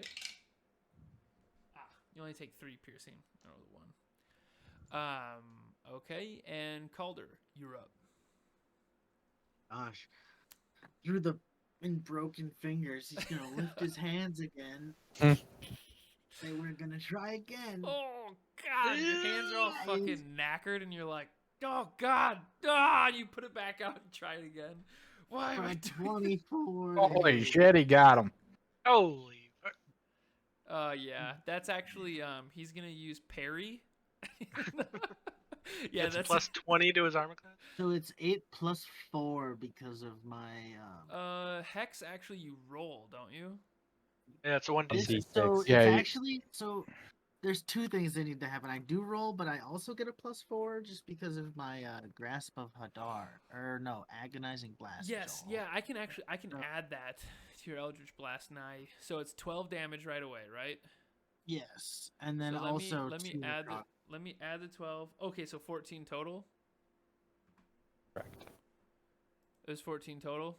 13 total. Mhm. Oh yeah, he's super fucked. He drops down to a knee and he's like spitting up. For some reason, the Eldritch Blast like breaks. Like you can audibly hear like his ribs breaking as it hits him. But when he coughs and you think it's going to be blood, he coughs up black ichor from the hex damage because he's hexed. So when his ribs collapse and puncture his lungs, and his lungs are filling up with blood, and he drops down to a knee, and he spits up this black ichor instead. Mad Jack, you're like, what the fuck is this? This is what is he? What does he just eat pizza rolls for a living? And then Caulder. Calder will drop to his knees and drop his hands to his side. You're dropping to your knees? Yup. Okay. Sounds good. And I'm going to fix your Eldritch Blast quick. You get a plus charisma to it, right? Very Okay. All right, it should be fixed. I fixed the macro. So now when you click it, it should add it automatically. Cool. Whatever your charisma modifier is, it'll automatically add that. I basically used, if you know C++, I've been watching a lot of C++ videos. I added a string to it. Mad Jack, you're up.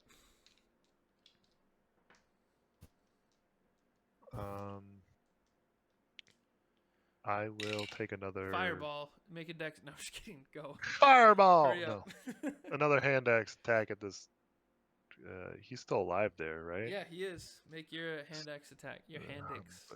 But he's barely breathing. Still alive, but he's barely breathing. Dirty 20's Hey. about to cleave him. Oh. Sim spit. Yep, he's That's- dead. He smashed his fucking dumbass head in. That's 4 slapping damage. It's not slashing, it's slapping.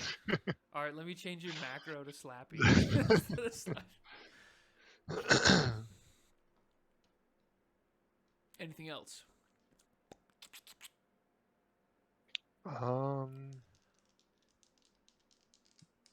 I will move up, like out the doorway. 5, 10, 15, 20. You want to do 25 and give Mireshi advantage? Heck yeah. Okay. Anything else you want to do? You've got 5. Oh wait, 25 is your entire movement. So Yeah. you've got your bonus action left. Anything else? No, I don't think so. Okay. Mireshi, you're up. You're surrounded by enemies on a stairwell.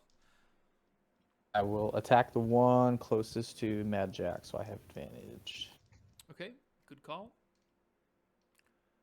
Does a 19 hit? 19 tits. 7 slashing. Oof, is that low for you? Yeah, you It's rolled a very 1 low. damage. Yeah, that's 1 on the damage dice. I was like, 7 seems pretty low for a fighter like Mireshi. That's pretty low. Anything else? Yeah, that's all I can do. It's my awesome bonus action economy, you know.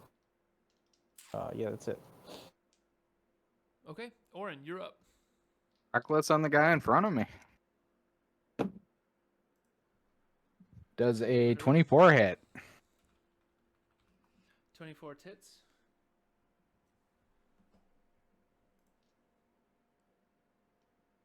Uh, 12. You- Yeah, I rolled max damage on that thing. Yeah, you Warhammer him. Yeah. God, the Warhammer is brutal. Dude. Yeah. So, so to kill him, Yeah. I'm gonna grab him, pick him up by the throat, throw him against the wall, and as he bounces back towards me, he's just gonna spin and uppercut with the hammer, just right under the jaw. Oh, easy peasy, lemon squeezy. You know who Orin reminds me of? Hmm. So do you remember when Craig didn't have night vision and like the other reborn in our party didn't have dark vision? And I was Yeah. like, dude, I feel like Whistler. Or I was like, Craig is totally Whistler when Mia's like, you can't see down the fucking tunnel, and he's like, not all of us can see in the dark, you fucking nipplehead. So from the same movie, Blade 2, Orin reminds me of Lighthammer. He's got tattoos on his face, and he carries a fucking warhammer. Oh, Do totally. you remember Lighthammer? He's the first one Yeah, to get yeah. infected by the mutation. Yeah, he's the one that has the sledgehammer that has a little spike that he Yeah. like twists it out and it Yeah, pops dude. out. Orin totally reminds me, because tattoos on the face and everything. Barbecue sauce on the titties. Anything else?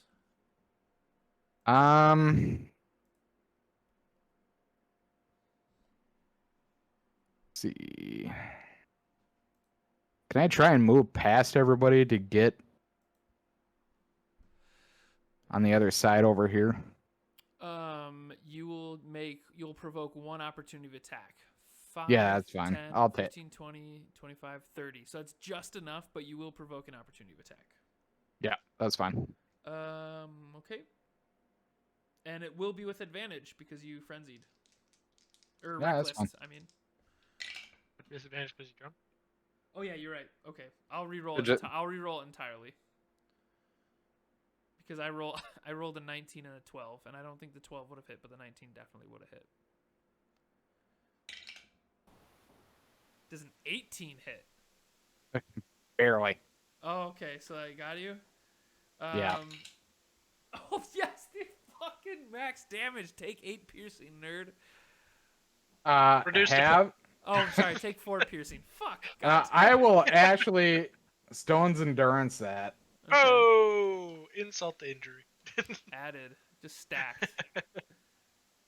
So Get half, 1d nerd. Fuck you, Achilles. Get shit. 1d12 plus 3. Get 8 piercing, nerd. Yeah. You get literally nerd. half. That- You that- take the whole thing away. That'll be 10. He deals 0 damage to me. Oh, so He- as you He run past the heals stairs, Orin instead. as he runs away, he's like, "Where you going, Goliath?" And he just stabs at you with his short sword. How much movement did I use for that? All of it. Just You used 30. all of it? You used Okay. 30 perfectly. Yeah. 5, 10, Okay. 15, 20, 25, 30. Get half, Okay. nerd. Yeah. Okay. Stone's Endurance, nerd. Get Stone's Endurance. Get half. Hey, take 8 piercing, nerd. Yeah, get half, nerd. Okay, and then get Stone's Endurance, nerd. No damage at all. Jeffrey? My name is Jeff. And my name is Jeffrey. I'm gonna go here. Okay. I'm gonna pew pew the guy right there. Dex save. Dick save. Oh, Dick save. Dix. What's his dicks like? The guy I'm gonna- good dicks. He's got a decent Dix. Oof. Does a 7 save? No, but he takes 7 damage. Oh no! Well, he's still alive, but he's barely breathing. Why is this tool not coming up? There we go. Yeah, he's super mortal. I mean, he when you cast Sacred Flame, he even drops his sword. Like when it brings down the radiant energy, it just drops him down. And he trips a little bit because he's on the stairs. His dex save was miserable. So he kind of falls back onto one of the steps. He's got one arm up on the ledge, and he dropped his sword, and he's just sitting on his ass now, just panting. Anything else, Jeffrey? Bonus action. Healing word On who? Mireshi. Okay, Mireshi is bloodied. You can use was it D4 plus whiz? D4 plus 7 because I'm a life cleric, baby. Oh shit! Why is it 7? Because I'm a life cleric, baby. Hold on, for the people in 9 Radioland, healing. you add your It's proficiency, it's plus 4 because my wisdom is 4, and then you add. and then my thing says it gets plus 2 plus the spell's level. So it's plus 3. Okay, so it's whiz plus 2 plus spell level. Yeah. Here. Nice. Hey. That's cool. Yeah, I he was said like- whiz. I was like, cool, that's awesome. Let's all learn what that means. Why is it plus 7? You're like, 'cause plus 7, baby. 'Cause plus I'm 7, that's all right, why. yeah, fair enough. Nobody needs to learn healing word for Alright, so light it's- domain it's- clerics. Whenever you cast a spell of first level or higher to restore HP, the creature gains an additional HP equal to 2 plus the spell's level, and then the spell itself gives plus 4. Well, it's probably 1d4. Plus 4. 1d4 plus 4. Plus my wisdom. Healing word is 1d4 plus 4? Healing word and cure wounds give the whiz mod as well as the. That's what I was. Yeah. The well, it's not 1d4 plus 4. It's 1d4 plus wisdom modifier. Which is 4. Yeah, 1d4 plus whiz plus 2. Yep. Plus Plus spell spell level. Fucking yoked. Yeah, I'm really good at healing. Yeah, you are. You get 9 hit points, Mireshi. You Well, thank you, worship, thank you. You worship the god of protection. What do you expect? Protectors gotta protect. That's my turn. Yeah, and as your turn, as you say a word to Mireshi, you don't include that, but I'm assuming it's a really triumphant word. It's triumphant. That's the word, triumphant. Triumphant! And then Mireshi's like, God, that feels really good. That's some good shit, Jeffrey. Starts tell you head the story nodding about really my father's aggressively, hair. like, yeah. Thumbs up. Oh, thanks, Jeffrey. That was triumphant. The red brand that has collapsed to the stairs now dropped his sword, severely mortaled, very drunk. He spits up some blood. I just lost my game of cards. Now I've got to fight you. This has been the worst night ever. And Caulder, it's your turn. My free action say the worst night so far. Calder's just That's gonna, fair. You can do that. Just gonna get up and go closer to the door. Yeah. And Calder's that's all he's gonna do. Calder's like, ugh, icky, dead bodies, a bunch of shit. Ugh, look at all those dead people. Okay. Anything else, Calder? Nah, that's it. Mad Jack, you're up. You heard the guy spit up. This has been the worst night ever. First I lost that cards. Now I've been in a fight with you. I will raise my hand axe and bring it down and probably miss. Oof, with advantage though, because he's prone. All right. And also flanked. Oh, Let's go. This fight is over. For those in Radio Land, that was a nat 20. First try, not even with the advantage. Just first roll, nat 20. This fight's over. How do you do it, man? A whopping 7 damage. But it's still enough. It's still enough. Whopping 7 damage, and I just bring it down on his cranium. Oof. Just with a really soft click. You pick this up and you're like, you're aiming really hard because right before you swung, you said I'll probably miss anyways, right? So Mad Jack picks up his hand axe. He's got he's aiming really well, and he's like, "This has been the worst night ever." And Jeffrey's like, "This has been the worst night so far." And then Mad Jack brings down the hand axe, and with a click, just splits open his skull. Last little gurgle, and he's dead. Like a melon.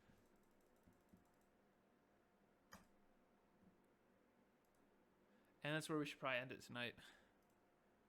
Yep. Unless you guys want to fire something out quick in the next 8 minutes. But I mean, can I just go investigate his little room over here?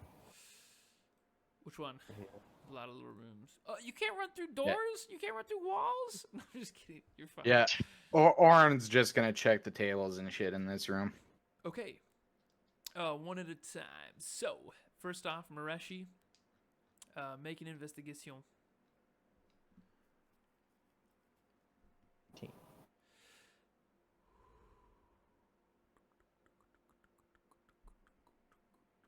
You see with a 13 investigation, you see that there's a note on the table that he was sitting at where the chair has like been tipped over. And I will post it in the Discord. I'll read it out loud quick. Lord Albrecht, my spies in Neverwinter tell me that strangers are due to arrive in Phandelver. They could be working for the dwarves. Capture them if you can, kill them if you must, but don't allow them to upset our plans. See that any dwarven maps in their possession are delivered to me with haste. I'm counting on you, Iarno. Now it's confirmed. This is the guy that Sildar was looking for. I'm counting on you, Iarno. Don't disappoint me. Ooh, this is awkward. Is it signed by anybody? It is not. Good question. I just posted in the Discord if you need to read it again. And then, additionally, do you have your pen and paper ready for loot? No, I don't. Give me 1 second. Sure, go ahead. That's why I ask. Scoot. So much whizzing. Go ahead. So much whizzing. So much whizzing. Out of nowhere, so much. I am ready whenever. Okay, you are. ready?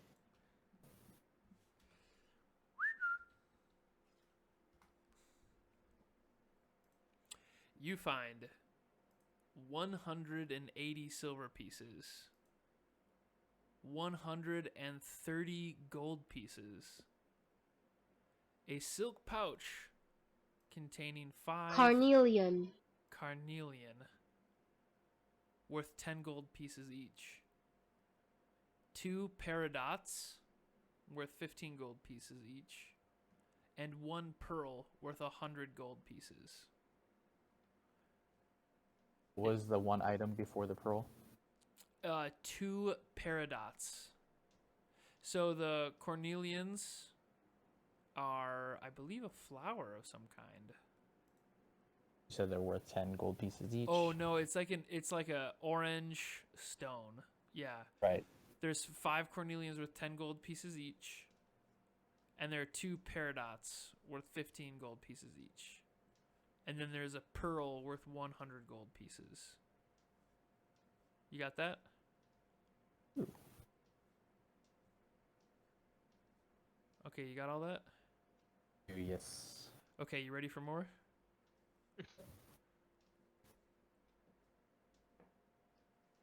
Was that a yes, sure, or a yes, sir? Yes, You got yes, more? I am. Okay, it also contains 2 magic items that look like they came from Neverwinter. They're very prestigious, very clean looking. You couldn't find this shit outside of a large city. A scroll of charm person and a scroll of fireball.